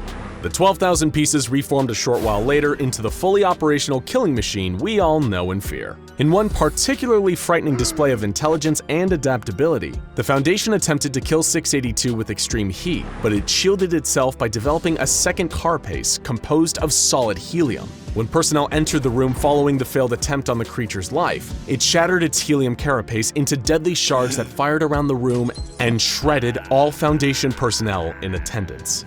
It had set a trap, and that trap had been wildly successful. The creature's ability to adapt to seemingly any offense is unparalleled, to the point where Foundation staff have no idea how to classify this creature, whether it's organic, inorganic, or even alive at all based on any definitions we could understand. At every turn, the creature just raised more questions. What is it? Is it possible to destroy it at all by any means? Who was even trying to kill who here? Because it certainly seemed like SCP-682 had a masterful KD ratio by now. More extreme feats of cross-testing continued in the Foundation's growing desperation to eliminate this monster. SCP-162, which is a hypnotic ball of sharp objects, hooks, and high-tension fishing line, was introduced to 682's containment cell. The hooks latched onto the creature and tore huge portions off, including its entire lower jaw and one of its limbs. However, 682 was still able to breach containment, kill 11 people, and badly wound 86 others. It regenerated its severe injuries in no time. The beast was even taken to the domain of the Gate Guardian, one of the proposals for SCP-001. The Guardian had a flaming sword hotter than the sun, capable of destroying its targets on an atomic level. Naturally, SCP-682 survived and regenerated. Perhaps the most fascinating cross-test of all was between 682 and SCP-053, who manifests as a kind, innocent little girl with the unfortunate condition of causing homicidal tendencies in all who come into contact with her for more than 10 minutes. The people with these tendencies would then attempt to harm the girl, but would immediately drop dead shortly after, leaving the girl intact. The researchers present anticipated 2 possible outcomes here. The optimistic outcome, in which 682 enters a rage state, attacks 053, and died for good, and the realistic outcome, in which 682 attacks 053, possibly experiencing some minor injury or nothing at all, and 053 had to be removed from the containment cell. But that didn't happen. What did occur was considerably more shocking than any kind of violence. When 053 entered 682's containment chamber, the monster became uncharacteristically docile. Researchers and staff were baffled and watched with amazement as 053 approached the terrifying, immortal, mass-murdering monster and began to play with it. 682 even allowed 053 to draw on its face with crayons. Researchers thought they must have been dreaming, seeing this surreal display play out. 053 even appeared to have affection for this unkillable misanthrope. It was a single act in defiance of everything they thought they knew. When Foundation personnel entered the containment cell to separate the two, 682 went ballistic and killed multiple guards. 053 also wept, sad at being separated from her new friend. To this day, despite further testing, the Foundation has no idea how or why this happened. Like many details surrounding SCP-682, it's shrouded in deeply frustrating mystery. And so the tale of SCP-682 continues, in spite of the Foundation's best efforts. The monster continues to breach containment and slaughter with some regularity, taking out its seemingly limitless hatred for not only human beings, but anything that dares draw breath. Nobody knows where exactly the creature is from, what its true nature is, or why its ability to adapt and regenerate far exceeds any known organism on this planet. Perhaps one day, through enough research and cross-testing, we can someday answer these questions with scientific precision, but until then, we only have one answer. Hatred never dies. It was 1965, and the Chicago PD was investigating a meatpacking plant reported to be the home of a devil-worshipping cult, complete with allegations of human sacrifice. There, the cops were met with heavy resistance. A firefight broke out between the police and the occult worshippers who flooded out of the plant's basement. The cops were pinned down and in trouble, but they had a secret weapon, heavily armed and decked out in sophisticated ballistic armor and covered in strange insignia. Mobile Task Force Epsilon 9, also known as the Fire Eaters, here to assist the cops on behalf of the SCP Foundation. As always with the Foundation, they had no interest in some mere human cultists. Those were a dime a dozen in the world of anomalous monsters. What the Foundation had taken an interest in was who or what these cultists were worshipping. It all begun a few weeks back, near Danforth Meatpacking, an abandoned meatpacking plant just outside of Chicago. No one had given the place a thought in decades, that is, until people started going missing. Rumors spread of people being snatched in the surrounding woods by figures dressed in robes. Mysterious voices and noises were said to be coming out from the cavernous belly of the plant. Some even reported seeing smoke rising out of the building. Thick, black, noxious smoke. Something was terribly wrong here. Something was anomalous. The Chicago Police Department Strike Force, in association with the Fire Eaters from the Foundation, mobilized at Danforth Meatpacking. While the police were initially reluctant to work with these mysterious figures, they turned out to be indispensable for the raid. There were 47 cultists holding out in the basement of the plant, many of them heavily armed and all of them hopped up on zealous devotion to their unknown master. All except one of the cultists fought to the death during a tense firefight with Chicago PD and the Fire Eaters. The single survivor was still heavily injured and was taken to a secure Foundation facility for emergency treatment and debriefing. Typically, the Foundation would need to perform extensive tests on the Danforth meatpacking plant to discover the source of the anomaly's activity. However, this time, it was a Chicago detective who asked the question that busted the case wide open. The hell's with the giant pig? And while it would turn out to be a whole lot more than that, there was indeed a giant iron furnace shaped like a pig in the center of the facility. Measuring 15 meters by 25 meters by 20 meters at its widest points, the thing was a behemoth. It had an internal furnace despite no apparent fuel source, and a 5-centimeter slot of unknown purpose on the side of the machine's immense rusted hide. Naturally, all the police officers involved in the raid had their memories wiped and restructured, and they were lucky, because they'd remain forever ignorant of the true horrors about to unfold in the confines of that godforsaken factory. As is standard procedure, the plant was isolated, and a Foundation research team, led by lead researcher Westron, under the authority of Regional Director Caleb, was installed on the new provisional site to conduct tests. Other than everyone feeling somewhat uneasy around it, this new anomaly, dubbed SCP-4511, didn't seem to exhibit any strange activities save for its perpetually burning fire. But during the initial research period, a small white card suddenly popped out of the slot in SCP-4511's side. A researcher carefully approached and looked at the card. There was writing. It said, "Current demand, a flock of my own, satisfied." Though nobody on the team had any idea what this meant.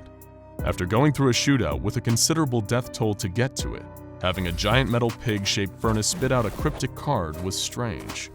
But at the secret medical facility where the surviving cultist was being held, things were about to get a whole lot stranger. As he lay in a bed suffering from his injuries, he pulled one of the medical staff close and uttered cryptic, dying words. "Give whatever it demands, or your suffering will be beyond measure." He expired seconds later, less than 72 hours after the raid. Back at the meatpacking plant, at the exact same time, another white card was produced by the machine, reading, "Current demand, the metal teeth that endlessly churn. Period. 1 week." Perhaps this entity was a little more intelligent than they thought. A number of researchers on the team, invigorated by this new development, were eager to press forward with experiments. Lead researcher Western, however, did not share their enthusiasm. Something about this entire situation felt like a grim omen to him. This entity had a plan far beyond their understanding, and on some deep animal level, he knew that helping this thing see its plans through would lead to disastrous results. On this first gut impulse, he denied the request for further experiments, but Regional Director Caleb had other ideas. Caleb overruled Western's command, and the experiments began shortly after. The entity, jokingly nicknamed the Swine God by researchers, had made its demand. The metal teeth that endlessly churn. But what could that mean?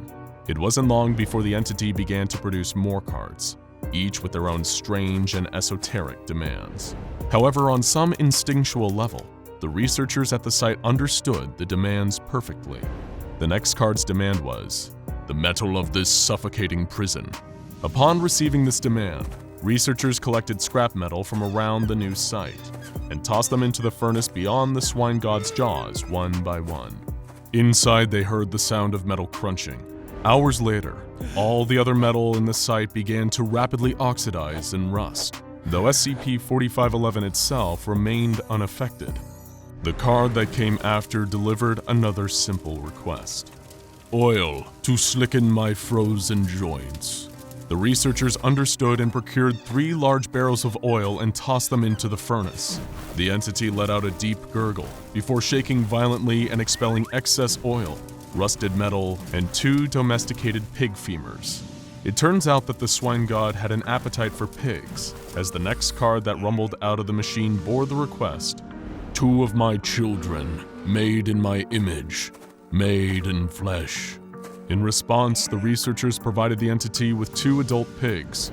Just like the previous requests, they too were tossed into the fiery depths of the giant pig's mouth, from which came the horrible sounds of pigs squealing, and then a low, guttural gurgling. Next, the request was, "The hooks used to hang my children's corpses." To satisfy this request, the researchers provided 17 meat hooks. In response, 4511 spat out a metal sphere at an extremely high velocity, killing observing Foundation Agent McHenry. For reasons that weren't apparent at the time, rather than giving Agent McHenry a proper burial, his body was also fed into the hungry machine. Lead researcher Western's concerns were mounting, but that didn't amount to much now. 4511 had developed a taste for flesh, and the researchers were all too eager to obey its command. On the Swine God's order, it was fed a German Shepherd. An hour later, the entity spat out some teeth, 6 of which came from a dog and 1 from a human. More than once, it released a card with a blunt request. "A worker for the line." The researchers knew exactly what this meant. It required a human sacrifice. SCP-4511 was given 2 D-Class personnel. One was flung back out seconds later, crunched and burned to death, with several internal organs missing. The other had a more mysterious and altogether upsetting fate. The second D-Class was heard screaming in the belly of the furnace for roughly 2 hours. 34 minutes later, a strange liquid was excreted by the machine. When the liquid was tested, they found trace amounts of chemicals like pig urine and motor oil, but most disturbing of all, human genetic material that was identical to that of lead researcher Western. It seemed that the Swine God had finally taken an interest in him. After some final requests for large quantities of coal and even human children to fuel its fires, it made a request that sent the whole thing crashing down. The false foreman, delivered to my maw to prove your faith. Lead researcher Western knew what this meant. They all did. The swine god was demanding him in sacrifice. Lead researcher Western tried to shut down the entire project, but the swine god was faster than him. One of his own researchers shot Western in the leg as the others gathered round and forcibly restrained him. He tried to reason with his subordinates, but it didn't do him any good. The swine god had crawled into all their minds and corrupted them. They were his servants now, and Western was doomed. Despite his protests, the servants forced him into the mouth of SCP-4511, and after a little over 4 minutes of screaming, Western was devoured just like all the other sacrifices. Upon receiving news of the horrors unfolding in the Danforth meatpacking plant, Regional Director Caleb declared the security of the site compromised and sent in Mobile Task Force Epsilon 11, aka the Nine-Tailed Fox. The 4 elite MTF soldiers were given the simple instruction to figure out exactly what had happened and to eliminate any potentially compromised Foundation staff members who'd fallen under the swine god's power. When the team arrived, they realized just how far gone the whole place was. Almost everyone was dead, having been sacrificed to the machine, and the ones that were left were completely insane. They attacked the task force, shouting in their madness about how no matter what the Foundation does to them, it would be nothing compared to what it would do. It had them all under its rusty iron foot. The team was forced to fend off repeated attacks from the pig's devotees, and even found the powers of the swine god starting to affect their own minds. The beast was more powerful and dangerous than anyone had imagined. The trained Foundation researchers and guards had been transformed into the same cultists they'd fought to gain control of the building by the mind-bending power of the swine god. The MTF were forced to retreat and return with reinforcements to truly clean the place out. Once a slaughterhouse, always a slaughterhouse. At this point, Regional Director Caleb took personal responsibility over the casualties, since he'd been the one who signed off on the experiments in the first place. He gave up his Regional Director rank and deemed himself the new lead researcher on the 4511 case. Now that he fully understood the scope and danger of the entity they were dealing with, he wanted to lead the charge in discovering more about the anomaly and hopefully someday negating its deadly effects. This may sound like a happy ending, in spite of all the violence, bloodshed, and human sacrifice that brought us here. But beware of the premature celebration. Despite investigation, the swine god retained no evidence of the objects, animals, and people it consumed and burned. Perhaps it burnt them down to their very atoms, if those even still existed. What we do know is that not long after lead researcher Caleb and his subordinates installed themselves into the facility, SCP-4511 produced one more little white card. It read, Current demand, a flock of my own, satisfied. And if we've learned anything today, it's that the swine god gets whatever it demands. A brutal truth that lead researcher Caleb is likely to understand much sooner than he thought. There's an app for that. Wait, hold on! I'm Steve Jobs! Come on, no, stop it! It was a phrase so ubiquitous in the early days of the smartphone craze that it's hard to believe Apple actually has trademarked. It was a testament to a simple and immutable truth about the world these new touchscreen phones were creating. No matter how strange and obscure the need, there would be an app to fulfill it. Perhaps you remember iBeer, the app that allowed you to pretend you were drinking a tall glass of beer, for some reason. There was Car Matey, an app that reminded you where you parked your car, in a pirate voice. And who could forget I Am Bread, a surreal game about controlling a sentient slice of bread on a quest to become toast. But there's one app out there somewhere on the market that you probably didn't download. And if you did, well, you have our sincerest apologies. Because even seeing this video pop out onto your feed probably sent a chill down your spine. Well, if that chill ever even left. Take it from one gentleman whose life took a very strange turn after downloading a certain app that the SCP Foundation calls SCP-1471. Because the sentiment, "there's an app for that," doesn't exclude experiencing mortal terror. Joe Lillis, an insurance salesman from Milwaukee, had just gone through another atrocious date. After a mediocre meal and an uncomfortable 35 minutes of inane babble, sensing the whole time that she really wasn't that interested, his date excused himself to take a quick phone call outside. Sadly for Joe, she never returned, leaving him to pick up the check. Of all the many words you could use to describe poor Joe Lillis, the most pertinent would be lonely. Ever since Carol, his wife of 10 years, had passed away in a freak accident, he'd been trying to find some kind of way to fill the void. They'd been high school sweethearts, intent on spending the rest of their lives with one another. As fate would have it, only Carol would get that tainted luxury. Joe would be forced to endure life after the joy of living had run its course. He only hoped he might be lucky enough to find love again. However, Joe was on the wrong side of 40, and as so many others his age were already hitched, he could feel his options going out one by one. Would he be destined to live out the rest of his days alone? Joe didn't feel like spending the back half of his life catching reruns of Seinfeld and tending to his fish. He needed to get out there. And thankfully, like the rest of us, he lived in the internet age. He had more apps, websites, online services, and hot Russian singles in his area than he knew what to do with. So surely one would have the right person for him. He tried them all: Tinder, Hinge, Match.com, Plenty of Fish, eHarmony, Bumble, Zoosk, OkCupid, Friend Finder, Deeply Lonely Singles with Low Expectations.com, and so much more. However, all it seemed to achieve was setting him up for more disappointment. None of the dates he'd managed to get ever resulted in anything getting serious. Heck, it was a minor miracle if he even managed to get any of them on a second date. Was this it? Was this his life now? Had he only ever gotten one shot at love, and the grasping claws of fate yanked it away from him without a second thought? Would life continue on the hamster wheel of loneliness, sleeping, getting up, eating, working, and sleeping again, every day getting somehow both faster and slower as life trudged on to a disappointing yet inevitable conclusion? What a terrible fate to find yourself trapped in. Whenever Joe started feeling maudlin like this, he knew it was time to get proactive again.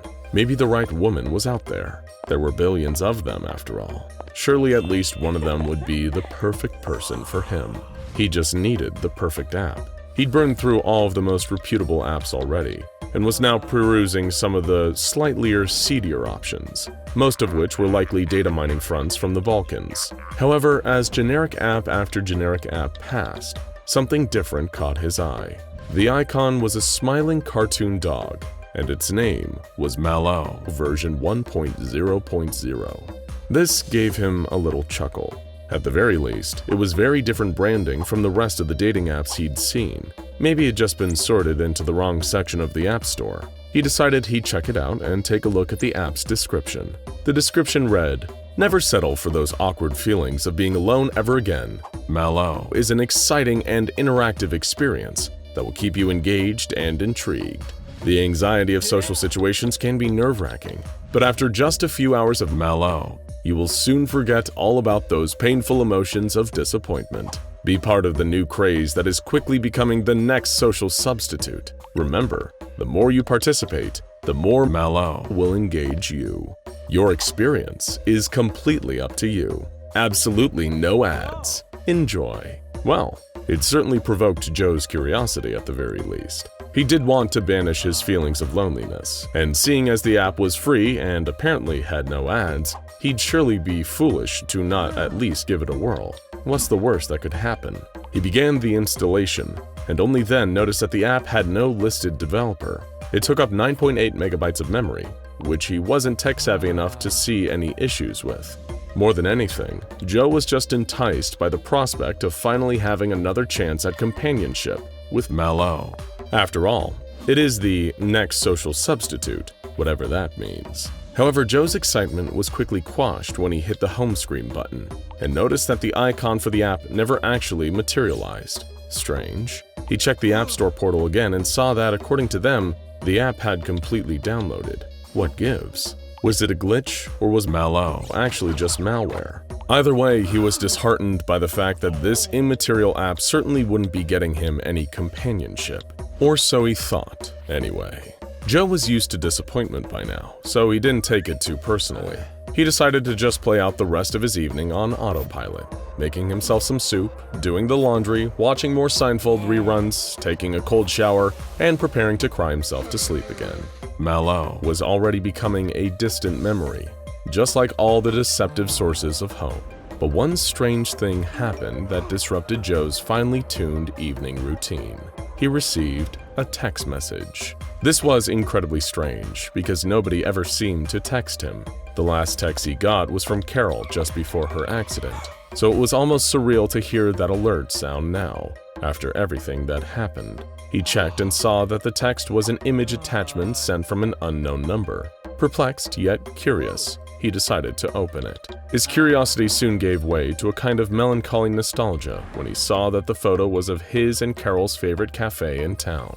They'd spent many a morning there, back when she was alive, treating themselves to a nice cup of coffee and perhaps a croissant. Just seeing it again caused an involuntary smile to spread across his face. It never even occurred to him, as it probably would have to others, that this could be seen as a little creepy. He hadn't frequented the bakery since Carol died. How would anyone even know that this place held any significance for him? Was it a stalker, a ghost, or just a spooky coincidence? None of these thoughts even crossed Joe's mind. He was just grateful for the surprising reminder of the happiness he'd once had. For the next couple hours, things seemed lighter. He went about his evening, checking the photo every so often and smiling, until eventually he found himself in bed, still looking into the glow of his phone. It was such a beautiful little cafe. Then he froze. He noticed something in the picture. It'd been there the whole time, but only now he was seeing rather than just looking. It was in the corner, staring through the glass of the cafe's door. So faint he almost wanted to dismiss it as a trick of the light. It was a face. Well, not a face, more like a skull. Not a human, not anywhere near human. Long, slender, and canine, with protruding fangs and vacant white eyes. The pure white of the skull was buried in a nest of thick black hair. It looked like it was crouching behind the door, looking out and grinning, whatever the hell it was. Just seeing it changed the entire tone of the picture. It was no longer a simple reminder of bygone joy. Now all that was radiating out of that image was a palpable sense of dread. Was someone playing some kind of awful prank on him? Just then he was jogged from his contemplation by another alert. A new message from the same number as before. With great hesitation, he hovered his thumb over the push notification and clicked. That's when everything got a lot worse. It was a photo of a bus stop. Not just any bus stop, of course. It was stop C16, the one that Joe always took to get to work. It looked like it was taken relatively early in the morning, but nobody was there. Well, not quite nobody. There was that figure again. It stood at full height, behind the partially frosted glass that makes up the back of the bus stop. The same large black humanoid shape, with a white, grinning dog skull where the face should be. Something about it terrified him on such a primal level, like the way our lizard brain reacts to some ancient apex predator. And whatever this thing was, it clearly knew something about him. How else could it stage all these photos? Joe got out of bed and looked out of the window, down onto his dark front street. Empty, thankfully. But after this surprise nightmare, he wasn't going to take any chances. He grabbed a kitchen knife from downstairs and placed it on his bedside cabinet, right next to his phone, with 911 on speed dial. Joe Lillis, a 43-year-old man, slept with the lights on that night for the first time in over 30 years. Sadly for him, the nightmare was just beginning. The next morning, Joe woke up unharmed, but he wasn't pleased to see that he'd gotten several more texts in his sleep. There was one taken outside of the local insurance company office where he worked. The strange creature with the skull for a face was looming around the corner, peering at the camera with its lipless grin, like it was mocking him. Another photo was taken at the local supermarket where Joe did most of his grocery shopping. The frame was centralized on the cereal aisle, bordered on both sides by walls of garish mascots endlessly repeated. Down at the far end of the aisle was a looming dark figure with that cold canine skull where a human face should be. There were a few more, but worst of all was the last one. It was taken at the cemetery. In the foreground, a headstone reading, Carol Lillis' beloved wife and daughter. Joe was horrified to see that skull-faced beast was rising up behind his wife's grave, long clawed fingers curling around the top of the headstone. That was the moment that Joe decided to go to the police about all of this, before things got even more out of hand. He called an Uber to get down to the station. He certainly didn't feel like he was going anywhere near his regular bus stop after last night. He showed the photos he'd been sent so far to an officer posted at the station, and they agreed that there was certainly something strange about it. While the behavior undeniably bordered on harassment, it hadn't yet delved into criminal territory, so he would sadly be on his own until then. The best they could do was stay in touch and kept abreast of any new developments. The only sage advice they could give him was not to delete the photos, as they could always be used as evidence in court later if things escalated. This was literally the last result that Joe wanted out of this. Considering how bizarre and threatening things were getting already, he really didn't want to find out what escalation looked like in this case. But what else could he do but carry on, just trying to exercise as much caution as he could in these strange new circumstances? He went to work and tried his best to stay productive, despite the fact that every 3 or so hours, a new photo would arrive. Places that he liked to sit in the local parks, stores he'd frequent, restaurants he liked to eat at. The nightmare skeleton dog thing would be standing in all of them, just mugging for the camera. On one hand, every time he looked at one of the photos, Joe felt like he was giving this freak exactly what they wanted. On the other hand, how could he possibly look away? What if he missed something that could save his life? It carried on much like that until later in the evening. Joe may have not been a genius, but he was no fool either. He'd seen too many of those seedy true crime documentaries about kidnapping to take his normal route home. He took a real detour, frequently checking over his shoulder the entire time. Much to his relief, he didn't see anything out of place. Good. When he got home, he locked every door and bolted every window. Nothing would be getting the jump on him tonight. That's when the next picture came in. A photograph of Joe's empty office cubicle, with the bony face of the creature looming over the divider with a grin. He could feel his heart pounding away in his chest just looking at it. How did this thing get around like this? How was it able to infiltrate everywhere in his entire goddamn life? Suddenly, he felt a smile spreading across his face. This freak had just messed up big time. Before, all these creepy photos had been taken in public places, but the one taken in his office? Oh, this crossed the line into trespassing. The police would have to do something about it now. It had given him an ace up his sleeve. That confidence faded a few hours later when he received another photo. This time, it was the skull-faced monster just standing on the sidewalk. The sidewalk that Joe remembered walking on his covert alternative route. He could feel himself break into a cold sweat. It seemed whoever this was, he really did hold no secrets from them. Now more than ever, Joe didn't feel safe in his own home. So you can only imagine how he felt when a few hours later, he received a photo of the skull-faced stalker standing right outside his own front door, staring into the camera. It sent him rushing to the window again to check outside, but of course, nobody was there. The next day, when he called the police and updated them on the situation, they told him that they were doing all they could. The best thing he could possibly do was to remain calm, but vigilant. He needed to keep an eye on the photos being sent to him, so he could notify them if ever he was in any immediate danger. This put poor Joe's paranoia at a fever pitch. Even when he went to work, surrounded by his coworkers, by witnesses, he could scarcely tear his eyes away from his phone. He was a slave to the photos, forever waiting for the next one, only to experience crushing regret when the photo actually arrived. It looked like it was taken moments before it was sent to him. Joe saw himself looking at his own phone in his office cubicle, with that huge skull-faced figure looming behind him. He screamed out loud upon seeing it, and turned to see if anything was behind him. But of course, there was nothing there. The police inspected the office, talked to potential witnesses, and analyzed the photo. It showed no signs of any photographic manipulation, but there were also no witnesses around the office who claimed to see anything strange that day.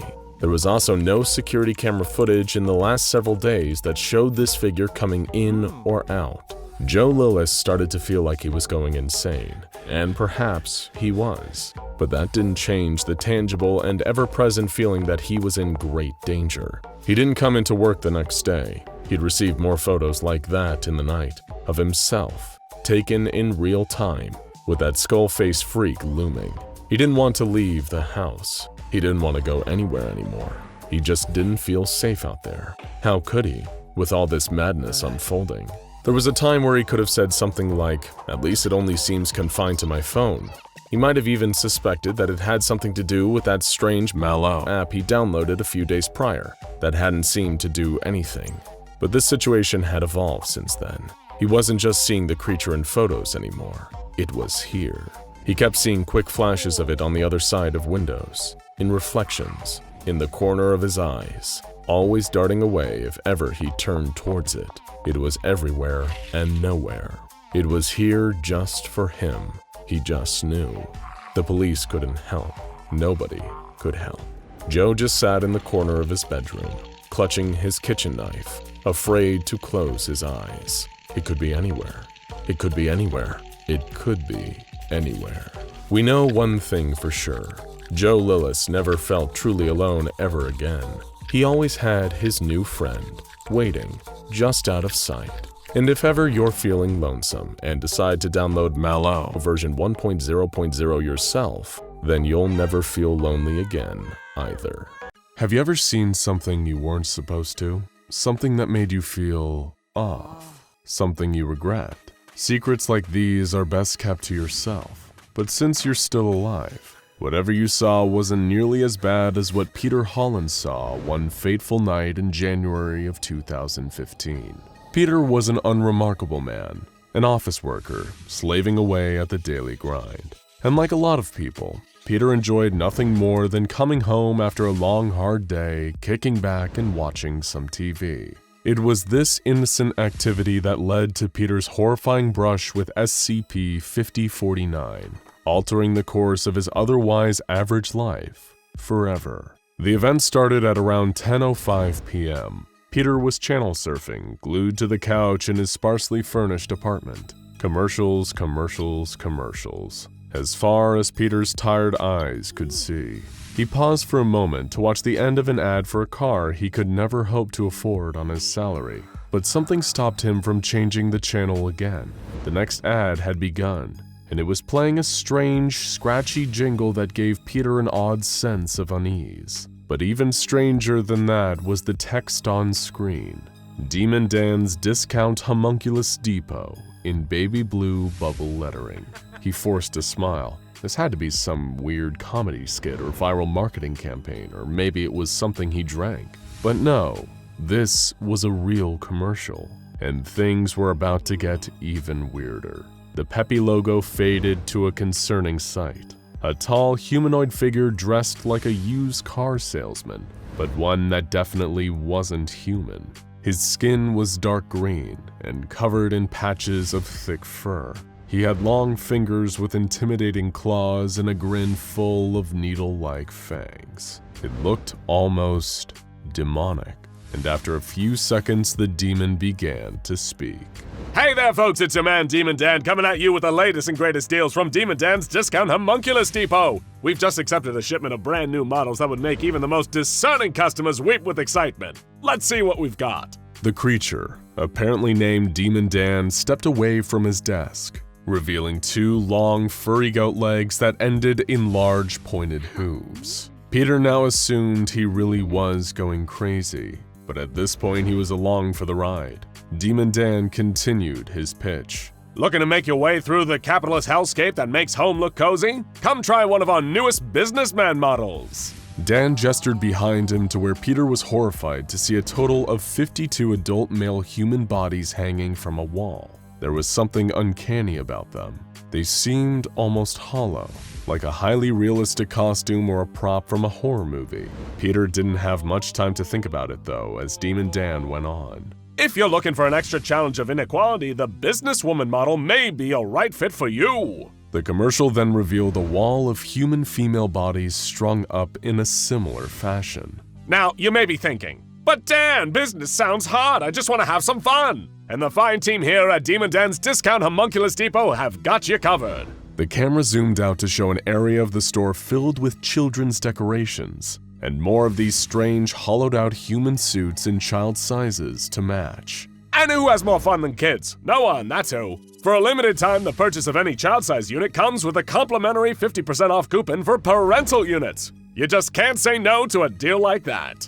Before Peter could process the madness that was unfolding before him, the camera cut again. The store's logo appeared on the screen once more, along with several cuts to locations around the store itself. There were more human bodies, hundreds of them. Demon Dan's sleazy voice rang out over all of it. Here at Demon Dan's Discount Homunculus Depot, we know it's not all fun and games. The bravest among us have a mission to accomplish. The Seven Lords are ever planning their invasion after all, so you're looking for function over form. Well, we've got that in spades down here in the Tactical Services Department. You'll be kicking ass in no time when you're wearing the latest models at the best prices. Seven Lords? Invasion? What did any of this mean? Suddenly, the camera was showing him a new room. Red curtains parted, revealing more of these person suits, several bearing a striking resemblance to real human celebrities. He managed to make out Gucci Mane, Avril Lavigne, Paul McCartney, and Britney Spears before Demon Dan's appearance once again drew his attention.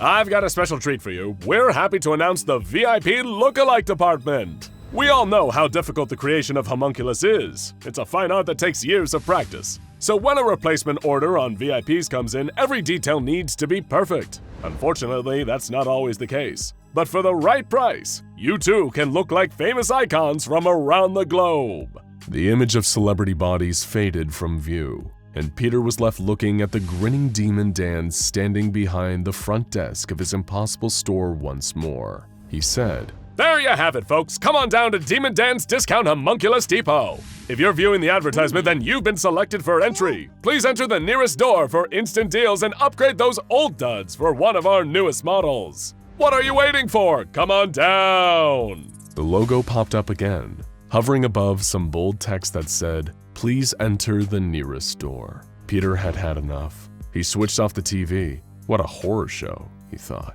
They should just warn you before they put short horror films on TV like that. He had no idea they could just slip them in among regular commercials. Surely Demon Dan and his store couldn't be real, right? But as his eyes drifted to the door in his room, he didn't feel quite so certain.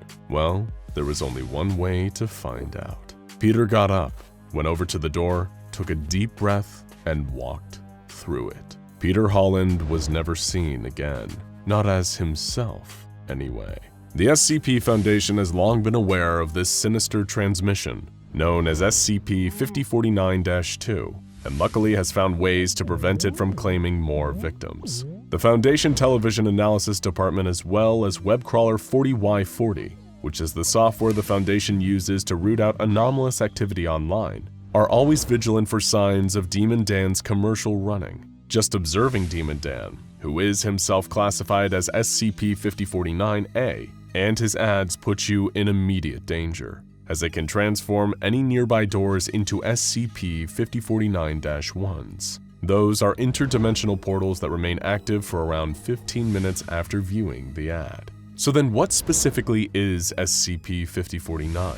It's the entire pocket dimension known as Demon Dan's Discount Homunculus Depot, a Kettier-class spatial anomaly constantly on the lookout for new human victims, which it transforms into fleshy suits for its demonic clients, which let them blend in around humans. Prior to its discovery by the Foundation, it's likely that Demon Dan and his associates claimed hundreds, if not thousands, of lives. But sadly, even discovering this anomaly came at a gruesome cost to the Foundation.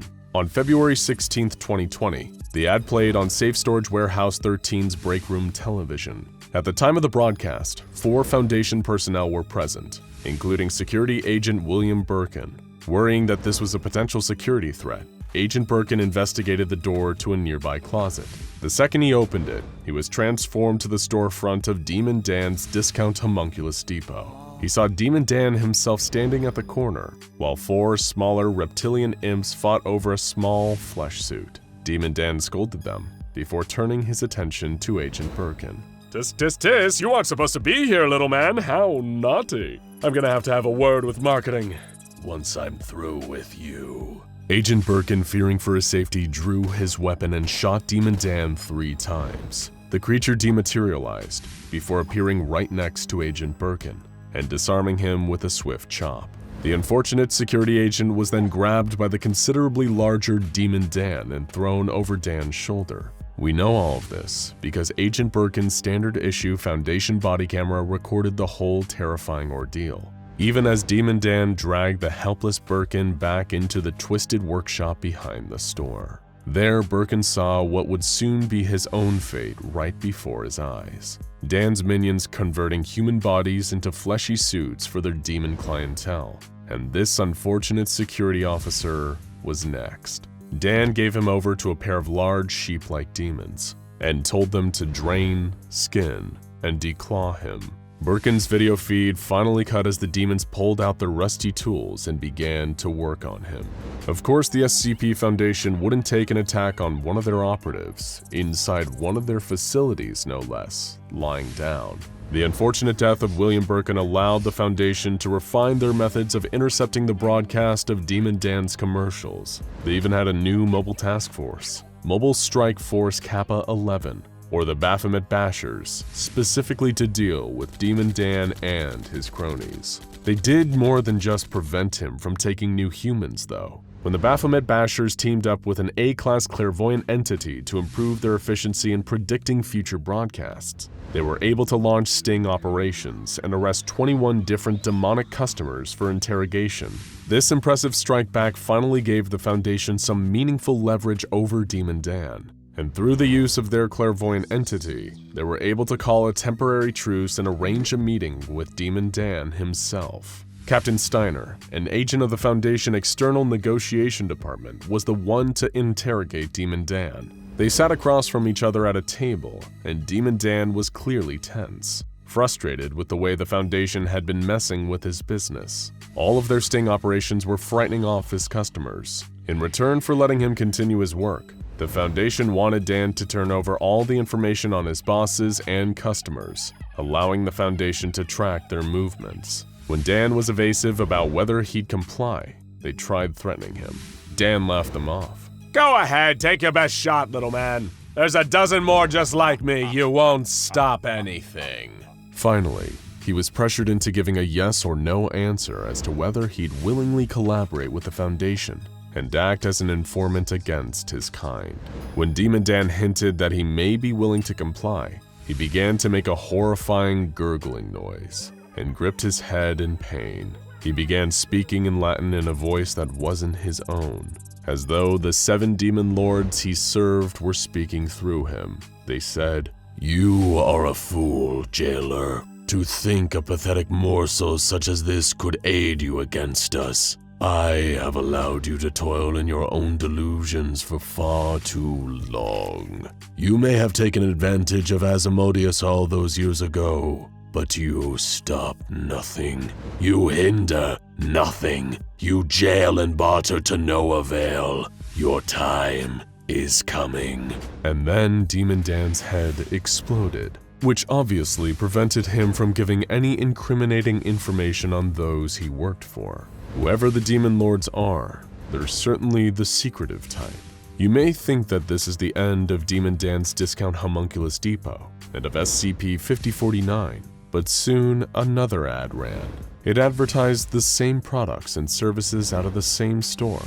The only difference was that this time, a different entity was starring in it.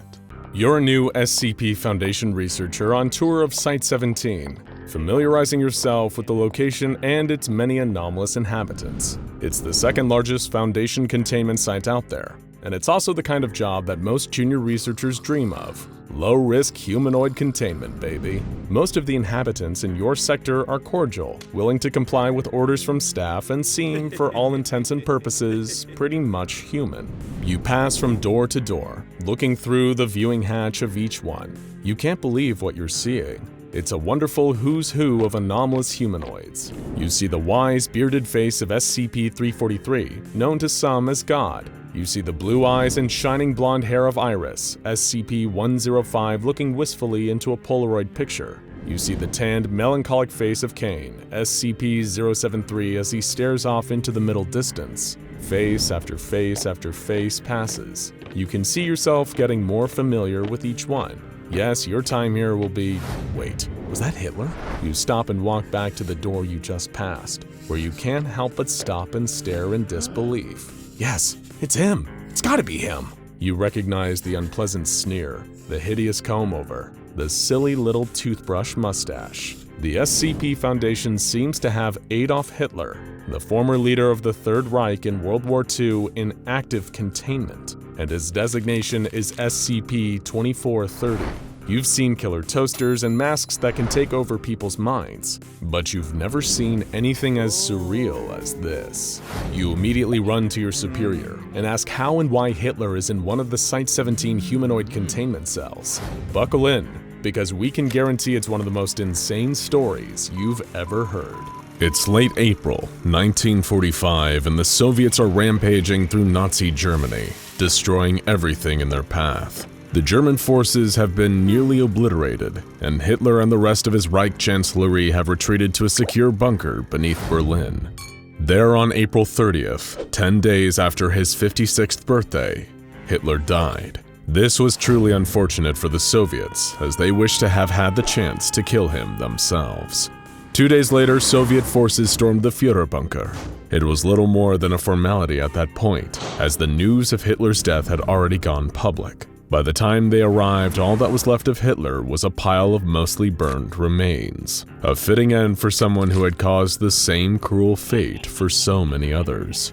They collected what was left of Hitler's body and brought it back to the fatherland, a kind of trophy for their nation. But Hitler dying before Joseph Stalin could get his hands on him was not what Stalin wanted. Hitler had not only caused the deaths of millions of Russians, he had personally betrayed Stalin's trust.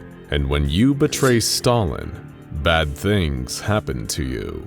Very, very bad things. 2 years earlier, in 1943, Soviet forces had raided a camp in Genowiska, belonging to the Obscura Corps. Think of them as the Nazis' own version of the SCP Foundation, who were hell-bent on gathering anomalous people and artifacts to increase the power of the Third Reich. They were a far more militant offshoot of the Thule Society, a group that described itself as a study group for Germanic antiquity.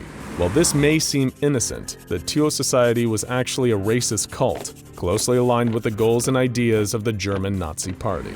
Many have also speculated that they were heavily involved in the occult, and it's this mysticism-obsessed offshoot that went on to form the Obscura Corps. And in their Genowiska base, they'd obtained 100 pieces of enchanted occult flesh with human skeletons embedded in each of them. This flesh was believed to originate from the mythological Sarimnir, the beast hunted and eaten again and again by the pantheon of Norse gods, having the qualities of both a wild boar and a goat. The flesh can bond to skeletons and give them a quality somewhat like immortality. Any flesh cut from them will regrow time and time again if given a rest period. Now that he had both the flesh of Sarimnir and Hitler's burnt remains, Stalin had an idea.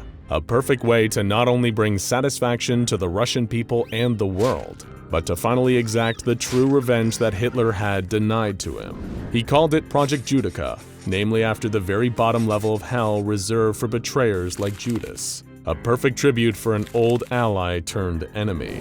He couldn't kill Hitler before, but if Stalin was going to get the chance, Hitler needed to live again. For years, Stalin's top scientists tried to use arcane methods to resurrect Hitler by combining his remains with the flesh of Sarimnir. At times, they even came close to creating a new Hitler, but there was one huge issue. The creature they created could not feel pain, and for Stalin's plans of violent and painful retribution, the lack of suffering simply would not do. They destroyed what they had created and went back to the drawing board. Stalin would stop at nothing to get what he wanted, even if it meant breaking every law of nature in the process. In order to make his twisted dream a reality, Stalin formed an unholy alliance with a group known as the Uralic Fleshcrafters, a neo-Sarkic cult that was a branch of the nightmarish religion of Sarkicism. This group essentially worships avatars of flesh, corruption, and disease, and are behind some of the most terrifying and disgusting anomalies out there. including the flesh that hates and the bone orchard. True Sarkissists, who show the proper devotion to their vile deities and know the right rituals to contact them, are often granted anomalous powers that spread the Sarkic influence further across the known dimensions. These powers will usually involve having a supernatural ability to manipulate the flesh of themselves and others, allowing them to enhance their bodies, cheat death, and warp their enemies beyond repair.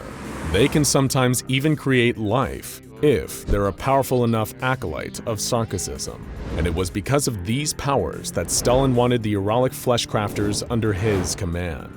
In exchange for their participation, he would give them a vast quantity of the flesh of Suramir, which they could use for their own sinister Sarkic purposes. A deal was struck, and the true work of resurrecting Hitler began. Stalin was very specific in his requirements. He gave the Uralic flesh crafters extra bones to compensate for what had gone missing from Hitler's burnt remains. He also gave them samples of the flesh of Suramir to achieve the desired effects of a near-immortal tolerance for damage. However, Stalin demanded that he heighten this new Hitler's capacity to experience pain, so that every suffering inflicted on him would be 3 times worse than anyone else. And true to their word, the flesh crafters got to work and began creating just such a creature. By now it was the early 1950s, and Stalin was putting the pieces in place for his grand revenge. Once the new Hitler was finished, he would hold a new trial for him in the Russian courts, where he would preside over the sentencing personally.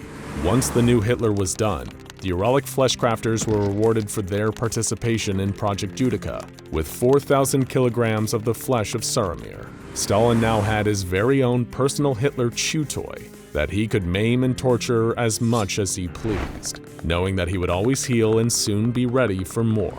In their infinite generosity, the flesh crafters even taught Stalin a new method of torment for his old enemy, a process known as the Rite of Nyos. It's a torture that's been described by many as being like the Chinese Ling Chi, also known as the lingering death, or slow slicing, but it is probably best known as the death by 1,000 cuts. The Soviets and the Sarkics parted ways. For the next few years, Stalin took a great deal of pleasure in visiting Hitler's cage now and then to torture him, until Stalin himself eventually passed away from natural causes. The GRUP division, which is essentially the Soviet answer to the SCP Foundation, decided it would be best to do away with the immortal Hitler clone after Stalin's death. He no longer served any purpose, and no matter how hard they tried, they couldn't permanently kill him either. In the end, they settled on a kind of compromise. He would be buried alive and forgotten, forced to live a torturous eternity that he could never escape. Until, of course, he was dug up and rescued by none other than the members of Obscura, a modern splinter group of the original Obscura Corps. Like many high-profile Nazis who'd escaped the war, the new Hitler was spirited away to a safe house run by sympathizers in Argentina. The ones taking care of him received the following correspondence from the Obscura agents who'd first dug the new Hitler back up. We have managed to rescue the Führer and bring him to safety, but he is effectively dead on the inside. I blame the Reds for their inhumane treatment of the Führer, who may have been bewitched by the Reds' Wunderwaffe. I wish we could mercy kill him, but we've tried everything. He just won't perish. Don't abandon him. He's too distinct in plain sight. They didn't have the new Hitler for long, though. In 1960, efforts to hunt down the remaining Nazi fugitives increased in intensity. The new Hitler was soon captured by Mossad agents searching for Nazis in Buenos Aires, and then remanded to the containment of the SCP Foundation when they realized that he had a number of anomalous properties, such as his incredible regenerative abilities, as well as the fact that his DNA seems to be based on that of a wild boar and a goat rather than a human. However, X-rays conducted by the Foundation have discovered traces of cyanide still in his system, as well as traces of lead in his skull where the bone has regrown over the bullet. In other words, it was unquestionably the real Hitler, and he was now in Foundation custody forevermore. It's such a wild story even by Foundation standards that you can barely summon the words to respond once your supervisor is finished. He just stands there with a slight smile, basking in your amazement. Before you can even ask again, he confirms the facts one more time.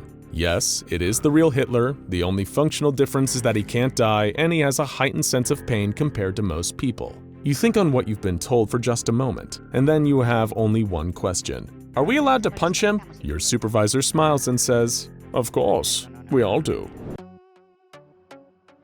It's a perfect day for a wedding. On a warm spring afternoon, a bride and a handsome groom are exchanging the special rings they had custom designed and made for each other. As they take turns placing the rings on each other's fingers, a man standing at the end of the wedding party steps out of position. He approaches the groomsman next to him and reaches into his jacket, taking out a pair of pliers that he hands to the groomsman. The groomsman happily takes the tool and then, without any hesitation, shoves the pliers into his mouth and begins removing his teeth one by one. When he is finished, he hands the bloody teeth to the man along with the pliers. The man then goes to the next groomsman, who repeats the same process. He continues going down the line until all of the groomsmen and bridesmaids have removed their teeth, seemingly without pain or resistance. The man then approaches the bride and groom.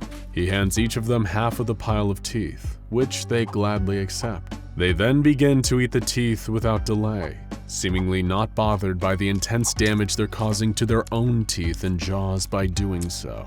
The man watches as the groom moves the priest who is officiating the wedding aside. As the entire church looks on in joy, the groom opens his mouth, and the deafening sound of cicadas are heard.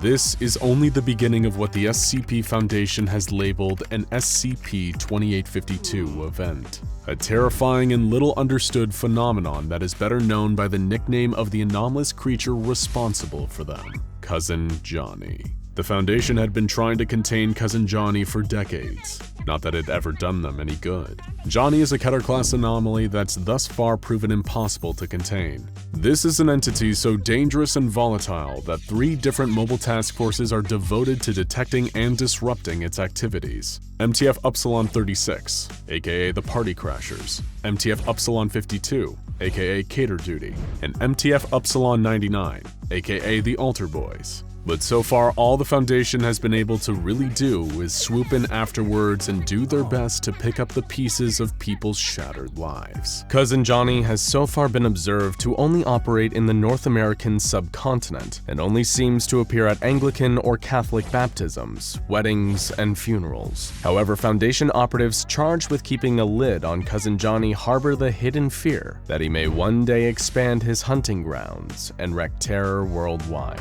If Johnny became multinational or multi-denominational, his violence, insanity, and pure evil may truly become impossible to minimize. So compatible communities are constantly monitored for increased levels of juvenile delinquency, sterility, domestic violence, and divorce. After all this, you're probably wondering, who or what actually is Cousin Johnny, and how does he cause so much horrific tragedy? At face value, nothing about the appearance of Cousin Johnny would suggest an anomalous nature, or even any sort of danger. He appears to be a middle-aged white male, often with scruffy hair and a beard. On a cellular level too, Cousin Johnny appears all too human, but when you look at his physiology, it's a whole different story. Cousin Johnny has no identifiable organs whatsoever.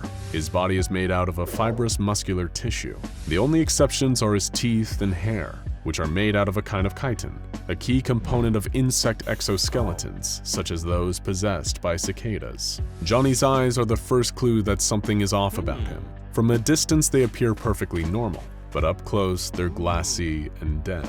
This is because his eyes aren't actually attached to any nerves inside his head. With no nervous system or vocal cords, Johnny's ability to see, move, and talk defy any kind of logical explanation. His speech will seem completely normal to the people under his spell, but to anyone else it comes out as complete nonsense, often described as word salad. If people in attendance are briefed in advance about this phenomenon, whatever hypnotic ability causes them to hear his sounds as intelligible words won't work, and they'll be aware of how nonsensical it all sounds. But of course, that doesn't mean they're safe. Cousin Johnny appears at family gatherings and religious rituals, and immediately he'll be treated as though he's always been there. You know your Cousin Johnny, right? You go way back. Or at least you're pretty sure you do. Nothing will appear unnatural about his sudden presence. In fact, if you're one of the victims of one of his incidents, chances are you'll actually find yourself taking a shine to Cousin Johnny. Sure, his sense of humor is a little crude and raunchy, but you can't help but enjoy his company. He's a fun guy to be around. and after all, he's family. As previously mentioned, he'll only appear at 3 different kinds of events: baptisms, weddings, and funerals, and only those that are affiliated with either the Catholic or Anglican religions. The SCP Foundation has classified baptisms that Cousin Johnny attends as blue-level events, weddings are known as white-level events, and funerals are black-level events, with each one escalating in severity, violence, and horror. First, baptisms, the blue-level events. In these events, Cousin Johnny will appear and begin to act as a third godparent, despite there traditionally only being 2. As the infant is lowered into the holy water, the entirety of their top layer of skin will come off like a molting snake. Despite looking horrific, this apparently causes no harm to the child. The godparents will then eat this discarded skin as though it's the most normal thing in the world. After this, the family will leave the church together, and Cousin Johnny will leave with them. He won't appear at any subsequent celebrations of the child's baptism. Of course, this is just the beginning of the terror. Following Cousin Johnny's appearance at the baptism, the child's risk of dying in the next 6 months skyrockets, and if they survive, they're at an increased risk of becoming unstable and violent later on in life. Their parents and godparents will both become unable to conceive any further children and are likely to be found dead from drowning within 5 years of the event. Those who are only tangentially involved in the baptism ritual have a massively increased chance of failed pregnancies, or if they do conceive, they may become a danger to their offspring. Children who live through blue-level events and survive past adolescence will experience adverse side effects when encountering the songs of cicadas well into adulthood, from experiencing physical sickness to going through dangerous psychotic episodes. Weddings or white-level events are more complex and severe. In this case, Cousin Johnny will insert himself into the wedding as a groomsman, and the most horrifying events will begin to take place after the vows have been exchanged. Johnny will provide various implements that allow the bridesmaids and groomsmen to remove their teeth, which are then given to the bride and groom to eat, which they do, causing severe damage to their own teeth in the process. The groom will then vocalize an unknown cicada call at an incredible volume, as loud as 140 decibels in some instances, rendering the bride and everyone else near the altar completely deaf. At the wedding reception, where everyone is continuing to behave as if nothing out of the ordinary is happening, Cousin Johnny will ruin things farther by giving the best man's speech. The speech is more of his typical complete nonsense, though if you're there you'll never realize this, and think that this is the best speech you've ever heard, with some in the audience laughing hysterically while others cry uncontrollably. Once his speech is done, he'll present a gift to the newly married couple: 3.5 kilograms of human hair in various colors, 13 deceased specimens of a certain cicada known as Linnaeus cicada, and 23 human teeth in a cardboard box. DNA tests on all the gifts have been inconclusive as to their origin. Much like many celebrity marriages, unions that occurred during white-level events never last, and all end up divorced within 2 years, often as a result of domestic violence, and any children born during their brief marriage will be violent and unstable.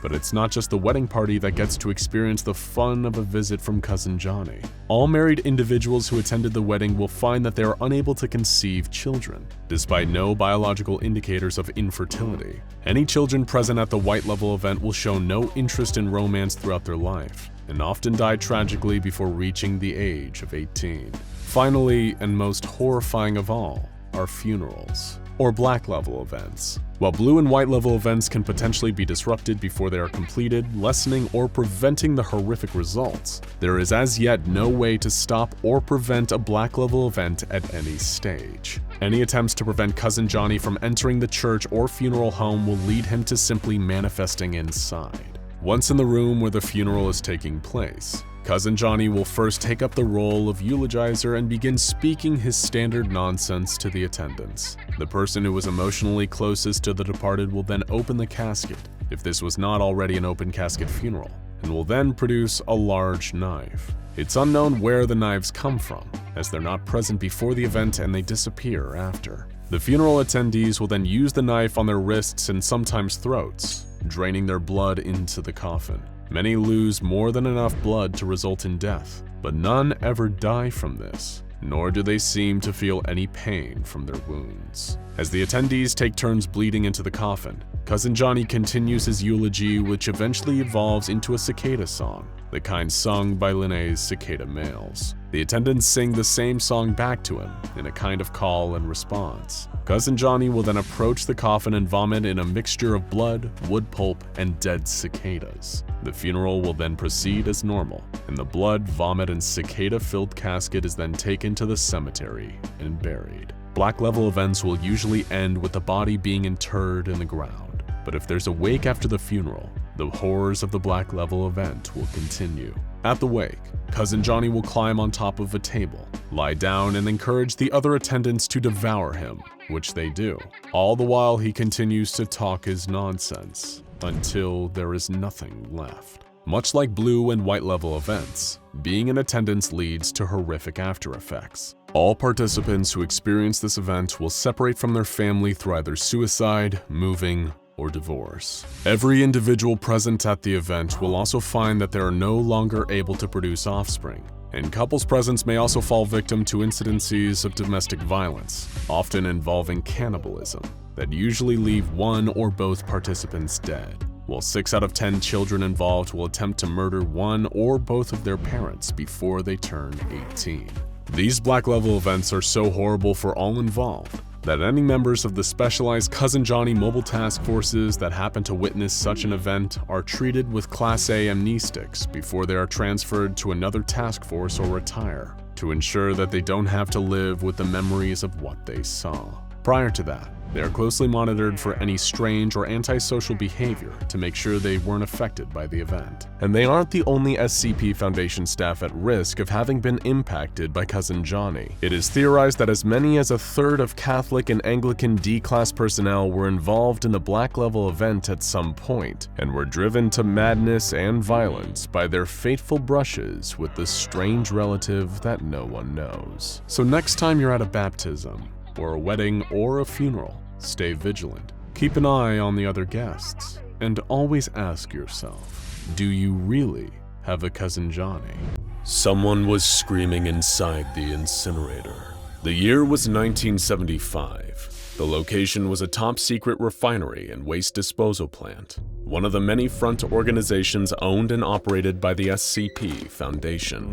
This sprawling facility, separated into 3 different huge units, each with a specialized task, was located around 75 kilometers outside of Summer Springs, Colorado. It had operated for several decades without incident, but today all hell was about to break loose. Alarms were blaring in Unit C, the area of the facility that dealt with destroying non-anomalous waste via incineration.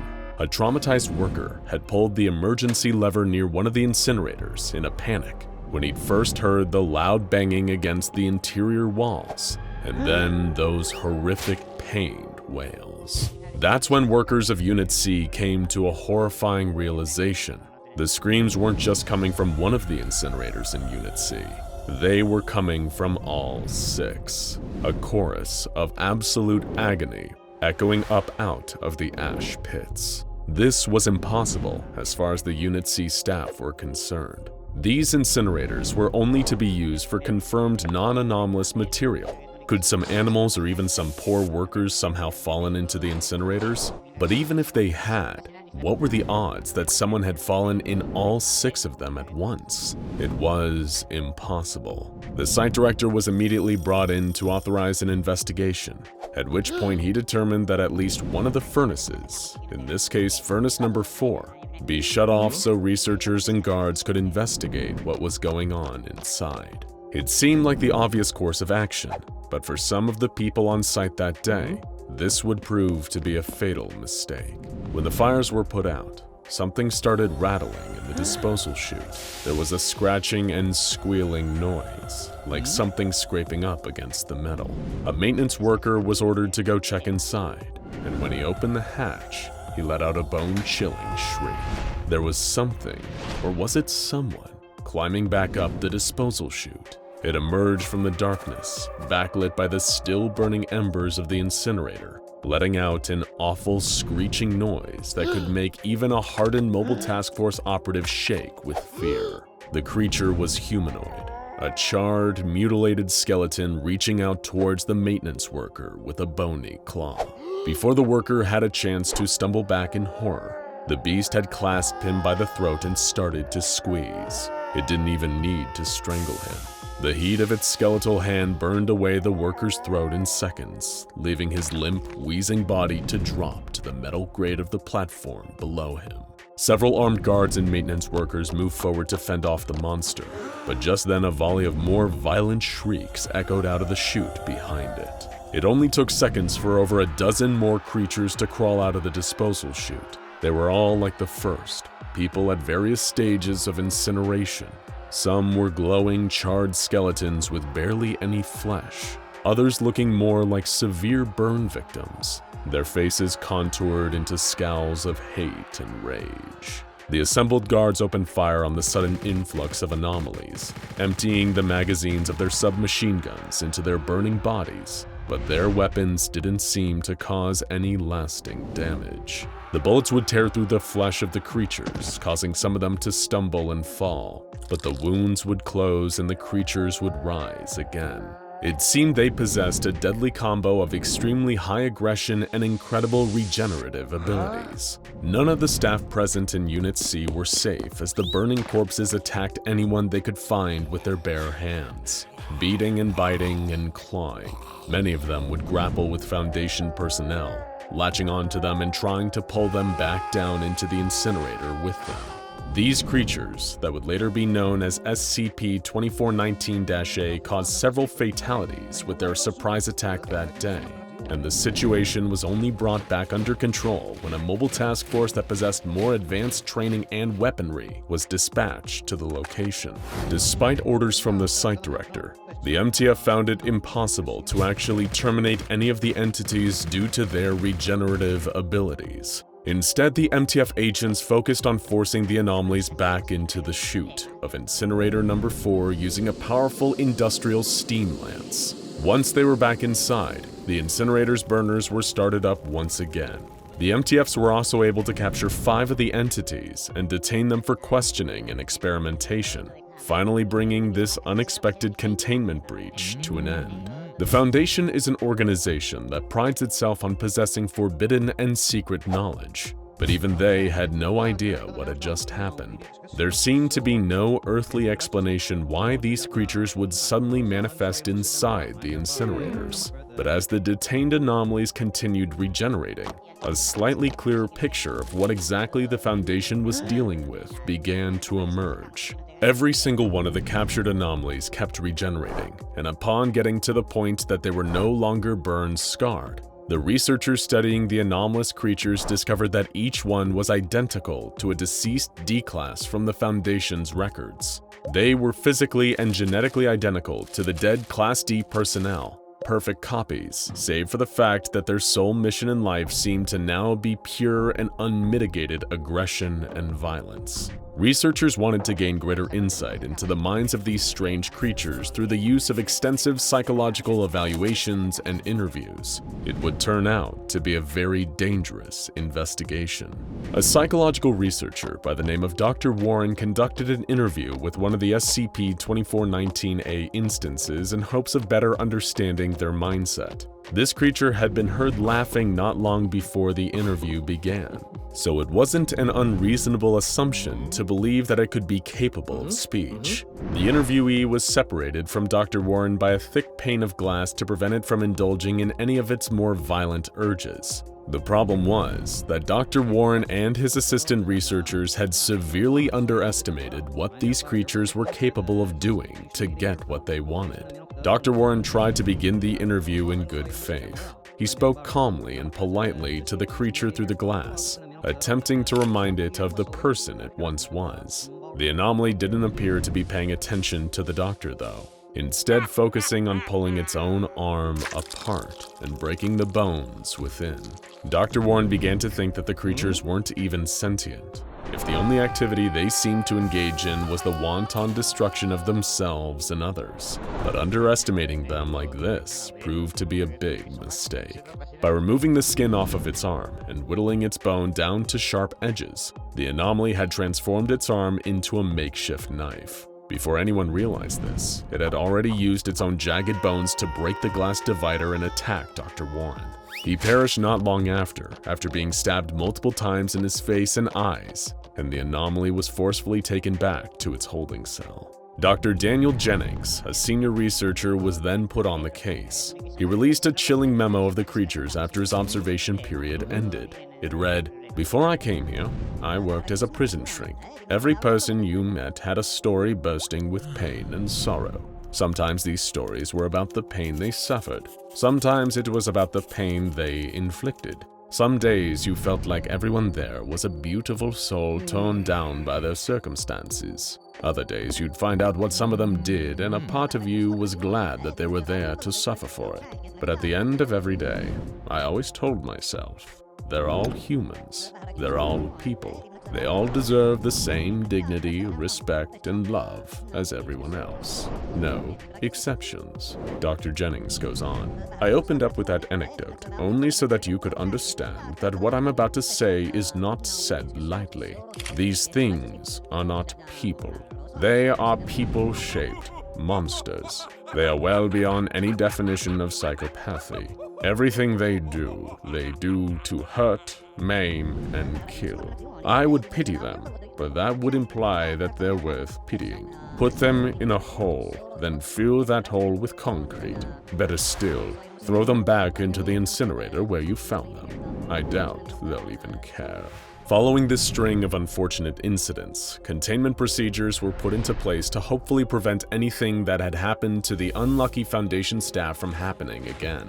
The entire facility was fenced off and was constantly patrolled by MTF Beta 7, also known as the Maz Hatters, a group specializing in containing anomalies which present powerful biological, chemical, or radiological dangers. The furnaces that the anomalous creatures emerge from remain lit at all times, with workers checking and carrying out maintenance on every single one each day of the week. Outside of this, the facility is essentially a no-go zone.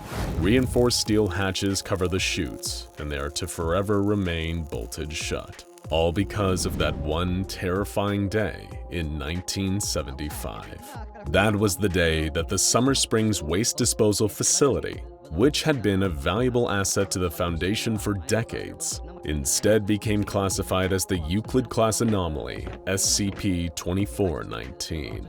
It is not uncommon for a Foundation asset to one day become a dangerous anomaly requiring containment, but the same question always pops up after. Why? What had a place that had been so valuable to the Foundation suddenly become such an active danger? The answer, as is often the case, is contained within the question.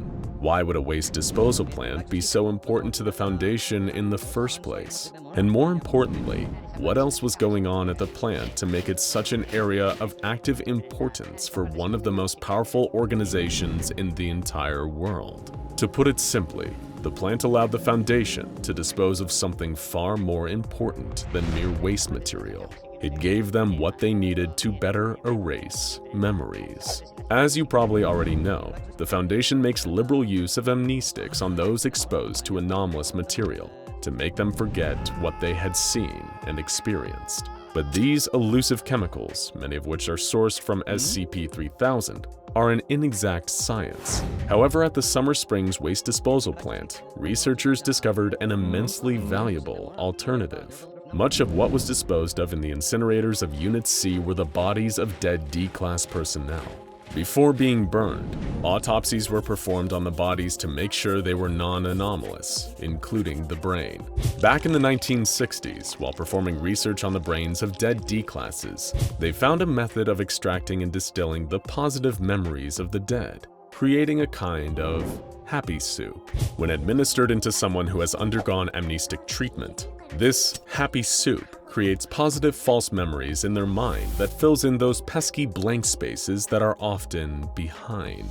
This was so useful that happy memories were extracted from the minds of every single D-Class corpse that passed through Unit C, totaling well into the thousands by the time that the first SCP-2419-A instances began to rise. But as all happiness, joy, and love were removed from the minds of the D-classes, it seemed that all that was left was pure hate, pain, violence, and fury, feelings too intense and evil to destroy.